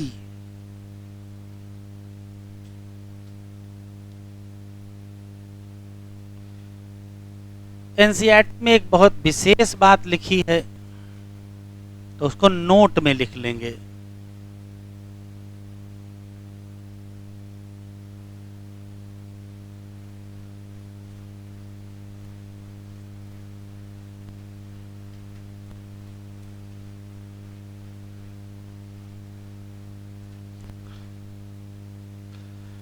हम लोगों के शरीर में कुछ ग्रोथ फैक्टर निकलते हैं जो किसी भी सामान्य टिश्यू की ग्रोथ और रिपेयर में मदद करते हैं।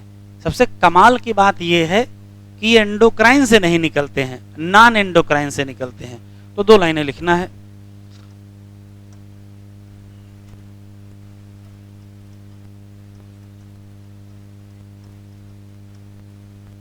Secreted from non endocrine tissue, और क्या करेंगे,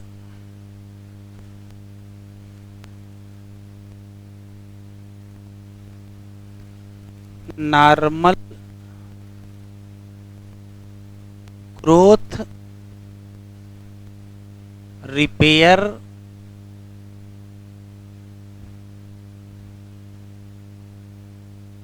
और रीजनरेशन ऑफ टिश्यू।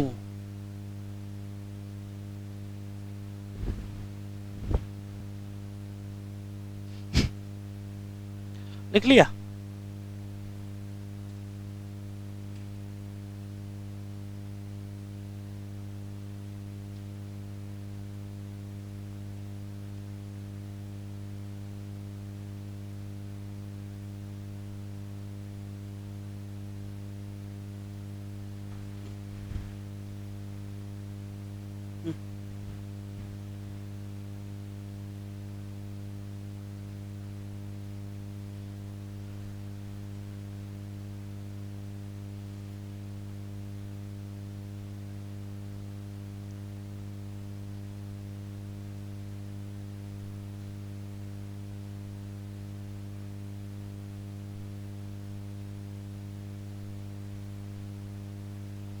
चले एनसीईआरटी जरा देख लेते हैं। करा जैसा कि हम जानते हैं कि एंडोक्राइन ग्लैंड और हार्मोन बनाते हैं, लेकिन हार्मोन आल्सो सिक्रेटेड बाय कुछ टिश्यू की क्या है, नॉन एंडोक्राइन। जैसे जैसे शुरू कर दिया एट्रियल वॉल ऑफ हार्ट, निकलेगा पेप्टाइड हार्मोन, फिर आ गया वही नाम एट्रियल एंटीयूरेटिक फैक्टर, नाम घटा देना ब्लड प्रेशर। कैसे, तो जब जीपी ज्यादा होगा तो एएनएफ निकलेगा और कर देगा क्या, डायलेशन ऑफ वेसल, जिससे घट जाएगा क्या, बीपी खत्म। जस्टाग्लोमेरुलर सेल निकालेंगे, फिर पेप्टाइड देखो लिखा है, और नाम यहाँ तो एक ही हार्मोन दिया है, इरिथ्रोपोइटिन, स्टिमुलेट करेगा क्या, इरिथ्रोपोइसिस, मतलब आरबीसी बनना। Endocrine gland in different part of gastrointestinal tract, यहां से कितने, 4 मेजर हार्मोन, यहां फिर देखो लिखा है क्या, पेप्टाइड, कौन सा, गैस्ट्रिन, सिक्रीटिन, कोलिसिस्टोकाइनिन और जीआईपी। गैस्ट्रिन कहाँ काम करेगा, गैस्ट्रिक ग्लैंड पर, क्या निकलवाएगा, हाइड्रोक्लोरिक एसिड और क्या, पेप्सिनोजेन, खत्म। सीक्रेटिन कहाँ काम करेगा? Exocrine pancreas. क्या निकलवाएगा? वाटर और क्या? Bicarbonate ion. क्यों? न्यूट्रलाइज करना है। CCK कहाँ काम करेगा? पैंक्रियाज और कहाँ? Gall bladder. क्या निकलवाएगा? तो पैंक्रियाज से पैंक्रियाटिक एंजाइम और बाइल जूस कहाँ से? Gall bladder. GIP इनहिबिट करेगा किसको? गैस्ट्रिक सिक्रीशन और क्या? मोटेलिटी। कह रहा कुछ नॉन एंडोक्राइन टिश्यू हैं जो हार्मोन सिक्रीट करेंगे। नाम? ग्रोथ फैक्टर काम। नॉर्मल ग्रोथ कराएंगे किस टिश्यू की, या उसी का रिपेयर, या उसी का रीजनरेशन। ये हेडिंग नहीं डालेंगे, हेडिंग डालें केमिकल नेचर ऑफ हार्मोन। ये दिया है इसी हेडिंग में, ये देखो यहां दिया है। तो पहले हम लोग केमिकल नेचर पढ़ेंगे, क्योंकि केमिकल नेचर अगर समझ में आ गया तो मैकेनिज्म अपने आप समझ में आ जाएगी। तो हेडिंग डालें केमिकल नेचर ऑफ हार्मोन।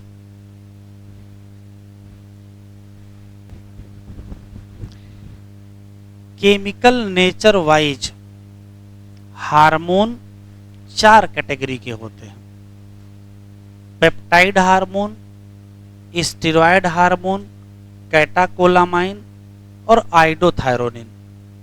ये नाम इस आधार पर हैं कि हार्मोन बना कहाँ से है। जैसे अगर कोई हार्मोन बनता है प्रोटीन से या पॉलीपेप्टाइड चेन से, तो उसी का नाम पेप्टाइड या प्रोटीन हार्मोन रखा जाता है। एग्जाम्पल बहुत सारे हैं, जैसे हाइपोथैलेमस के सारे हार्मोन, पिट्यूटरी के सारे हार्मोन, इवन PTH है, TCT है, थाइमोसिन है, insulin, glucagon, gastrin, secretin, CCK, GIP, renin, ANF, erythropoietin. इतने सारे नाम, और ये तो लिखा है पिट्यूटरी हार्मोन, 9 हार्मोन उसके अंदर हैं, और हाइपोथैलेमस, तो सब मिलाएंगे तो 20 तो हार्मोन आ जाएंगे। तो ये 20 नाम आपको याद नहीं रखने हैं। क्या याद रखना वो समझिए। स्टेरॉयड हार्मोन बना होता है कोलेस्टेरॉल का, और इसके सिर्फ 2 हार्मोन है बस, ये 2 याद रखिए, एड्रिनल कार्टेक्स और सेक्स हार्मोन। कार्टेक्स के अंदर 3 है, कार्टिसाल, एल्डोस्टेरॉन और एंड्रोजेनिक, और सेक्स में भी 3 है, टेस्टोस्टेरॉन, एस्ट्रोजन या इसी का नाम एस्ट्राडियल और प्रोजेस्टेरॉन। फिर आता है कैटाकोलामाइन। कैटाकोलामाइन का मतलब ऐसा कोई हार्मोन जो कहाँ से बने। इसमें भी 2 ही हार्मोन है, ये भी याद रखना है। एक है एड्रिनलिन जो बनता है टायरोसिन, और एक है मिलेडोनिन। आया हुआ सवाल है नीठी का, बनता है किससे? ट्रिप्टोफान। एंजाइम दिया नहीं है, पूछा है। और चौथा है आइडोथायरोनिन, नाम ही से पता चल रहा है, जो आयोडीन और किससे बने, तो उसका नाम आइडोथायरोनिन, और एग्जाम्पल एक ही है। तो ये तो परमानेंट आपको याद है, और ये याद करने नहीं है, तो बचे क्या? सिर्फ 2, इतने याद करना है। 2 नाम ये और 2 नाम ये, और जो याद ना आए वो सब यहां लिख देना। जैसे GnRH किस में जाएगा? सोचो, है ही नहीं, जो याद ना आए वो पेप्टाइड। FSH किस में जाएगा? TSH किस में जाएगा? LH, oxytocin, vasopressin, MSH। सोचो बिल्कुल नहीं, केवल बताना है दनादन। जो याद ना आए वो पेप्टाइड। कितना आसान है, जो याद ना आए वो पेप्टाइड, और जो याद आए, याद सिर्फ 2 आए, एड्रिनल कार्टेक्स के हार्मोन और सेक्स हार्मोन, और ये 2 हार्मोन। तो 4 हार्मोन के नाम याद कर लीजिए। उसके बाद जो याद ना आए उसको कहां फिट कर दीजिए? Peptide hormone. मेलेटोनिन, अच्छा मेलेटोनिन, अच्छा थाइमोसिन, थाइमोसिन पेप्टाइड, ठीक है। सिर्फ 4 याद रखिए। एड्रिनल कार्टेक्स और सेक्स के हार्मोन किसमें गए? स्टेरॉयड में, और ये दोनों किसमें चले गए? कैटाकोलामाइन में। ये तो याद ही रहता है, इसमें कोई दिक्कत ही नहीं। तो बाकी जितने बचे कहाँ चले गए? Peptide. FSH, LH, TSH, FCTH, GnRH, parathyroid hormone, thymosin hormone, thyrocalcitonin hormone, insulin, glucagon और गैस्ट्रिन, सिक्रीटिन, रेनिन, इरिथ्रोपोइटिन, जितने याद ना आए वो सब कहाँ, पेप्टाइड। तो पेप्टाइड फुटकर में याद नहीं रखेंगे, एनसीईआरटी में बहुत जगह लिखा है ना, वो सब छोड़ देंगे। क्या याद रखेंगे? सिर्फ दो हार्मोन। कौन से हैं? स्टेरॉयड हार्मोन, दो एग्जाम्पल कौन कौन से? एड्रिनल कार्टेक्स और दो हार्मोन याद रखेंगे कौन से? कैटाकोलामाइन, कौन सा? एड्रिनलिन और मेलेटोनिन। अब हेडिंग डालिए, मैकेनिज्म ऑफ हार्मोन एक्शन। हमारा चेहरा न देखो, चैप्टर खत्म नहीं होगा, लेकिन जितना पढ़ाए थे उतना तो पढ़ा लें। हेडिंग डालें, मैकेनिज्म ऑफ हार्मोन एक्शन। एक एक सेकंड का इस्तेमाल किया जाए। Mechanism of hormone action.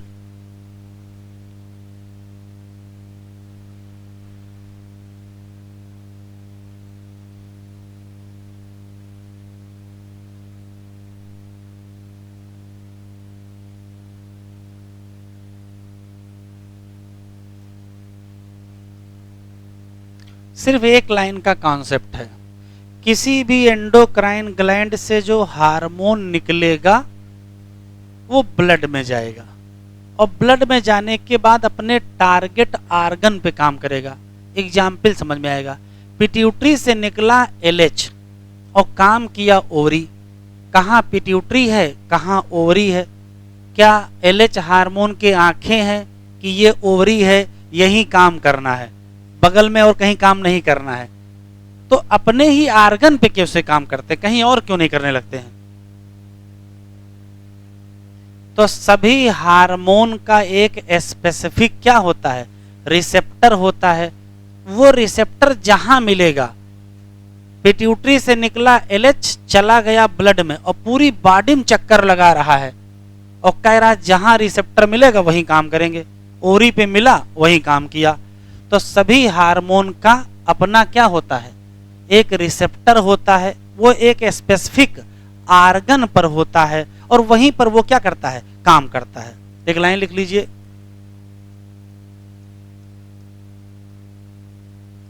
Hormone act on specific क्या, टारगेट। कैसे? तो कहेंगे बाई बाइंडिंग टू, किससे? स्पेसिफिक रिसेप्टर, जो कि बने किसके होते हैं बेटा, प्रोटीन पे। और स्पेसिफिक रिसेप्टर हैं कहां, एट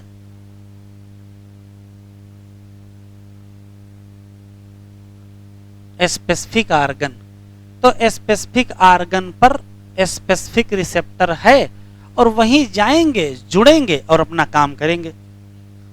तो सवाल यह है कि मान लेते हैं कि ये एंडोक्राइन ग्लैंड है और यहां से निकला हार्मोन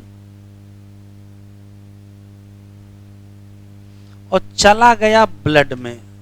ये है मान लेते हैं ब्लड, और यहां ये हार्मोन है, पूरी बॉडी में चक्कर लगा रहा है। तो इसको अपना टारगेट आर्गन ढूंढना है ना, वहां इसका मिलेगा रिसेप्टर। तो कहां मिलेगा? तो देखो, जैसे मान लेते हैं ये सेल है और सेल में ये न्यूक्लियस है, तो रिसेप्टर कहां मिलेगा? तो रिसेप्टर तीन जगह मिलेगा। या तो रिसेप्टर मिलेगा इसके सेल मेम्ब्रेन पर, या तो रिसेप्टर मिलेगा इसके न्यूक्लियस में, और या तो मिलेगा कहां, साइटोप्लाज्म। अगर कोई रिसेप्टर, बेटा अभी लिखो नहीं, सुन लो, ये कॉन्सेप्ट है। अगर कोई रिसेप्टर मेम्ब्रेन पर मिला तो नाम क्या कहोगे? मेम्ब्रेन बाउंडेड रिसेप्टर, या इसी को सेल सरफेस रिसेप्टर कहेंगे। अगर कोई न्यूक्लियस में मिला तो इसका नाम न्यूक्लियर, और अगर कोई साइटोप्लाज्म में मिला तो क्या होगा? Cytoplasmic receptor. अब आप ये बताइए कि हार्मोन का रिसेप्टर कहां मिलेगा?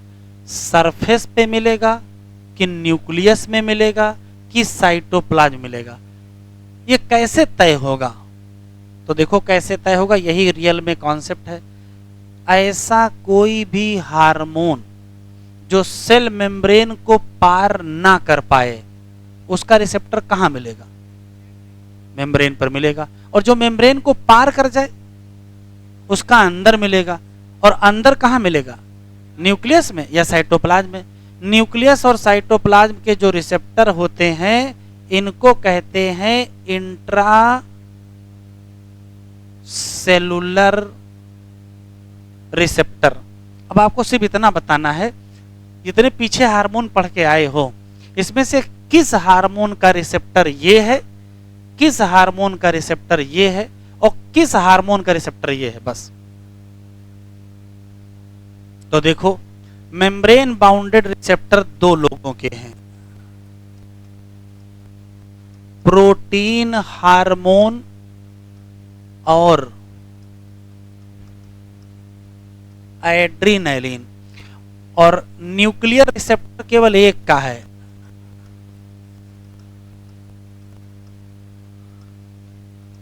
और साइटोप्लाज्मिक भी केवल एक ही का है, क्या? थायरॉक्सिन। कंक्लूजिव लाइन, प्रोटीन हार्मोन और एड्रीनलिन के रिसेप्टर सेल मेम्ब्रेन की सरफेस पे हैं। क्यों? तो कहोगे ये मेम्ब्रेन क्रॉस नहीं कर सकते हैं, और इन दोनों के अंदर हैं। क्यों? क्योंकि मेम्ब्रेन क्रॉस कर सकते हैं। तो आराम से बताएं, लिखे नहीं, लिखने के चक्कर में ना पड़े, घर में लिख लेना, सुन लीजिए, आराम से बताएं। एफएसएच का रिसेप्टर कहां होगा? एलएच का, ऑक्सीटोसिन का, एस्ट्रोजन का?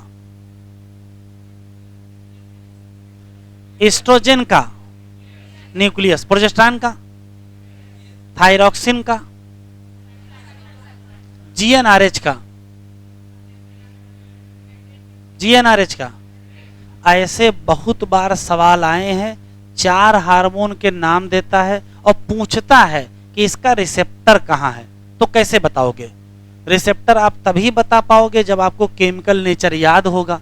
तो अगर आपको ये याद हो कि जो हार्मोन क्वेश्चन में है, अगर वो प्रोटीन हार्मोन है तो कहां मिलेगा? Cell membrane. और अगर वो स्टेरॉइड है तो, और अगर वो थायरॉक्सिन है, प्रोजेस्टेरॉन का कहां?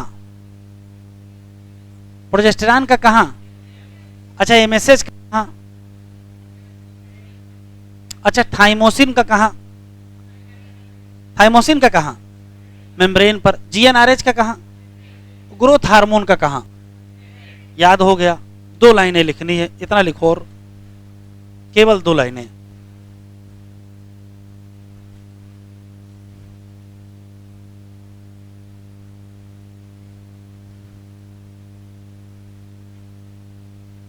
फॉर प्रोटीन हार्मोन एंड क्या? एड्रीनलिन।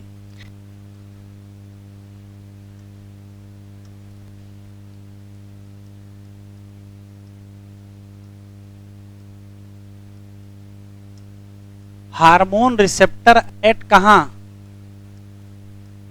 मेम्ब्रेन। क्यों बेटा? क्योंकि ये नहीं क्रॉस कर सकते हैं। कैन नॉट क्रॉस क्या? Cell membrane. क्यों रोका है किसी ने? किसी ने पूछे नहीं? आंखें कान बंद करके पढ़ रहे हो, क्यों अंदर नहीं जाएंगे? क्योंकि ये हार्मोन है water soluble, water soluble hormone membrane पार कर पाएंगे? नहीं कर पाएंगे, because they are water soluble. एक लाइन और लिख लो बस, फॉर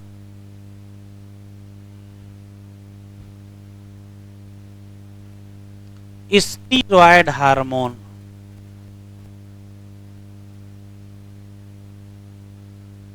एंड थायरॉक्सिन। क्या होगा? Hormone receptor inside cell. मतलब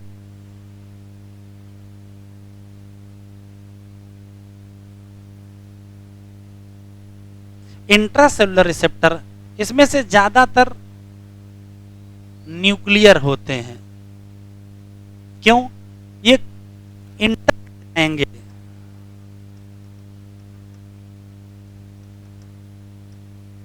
इनसाइड सेल। बस, तो अगले लेक्चर पर पूछेंगे कौन कौन सा हार्मोन अंदर जाएगा और कौन कौन सा हार्मोन अंदर नहीं जाएगा, तो किस किस हार्मोन का रिसेप्टर सरफेस पर होगा और किस किस हार्मोन का रिसेप्टर सेल के अंदर होगा। वह मुश्किल आधे घंटे का लेक्चर रह गया है, तो अगले लेक्चर पर हम लोग कंप्लीट कर लेंगे और उसी दिन हम लोग प्लांट फिजियोलॉजी स्टार्ट करेंगे। ठीक है, बस आज इतना ही।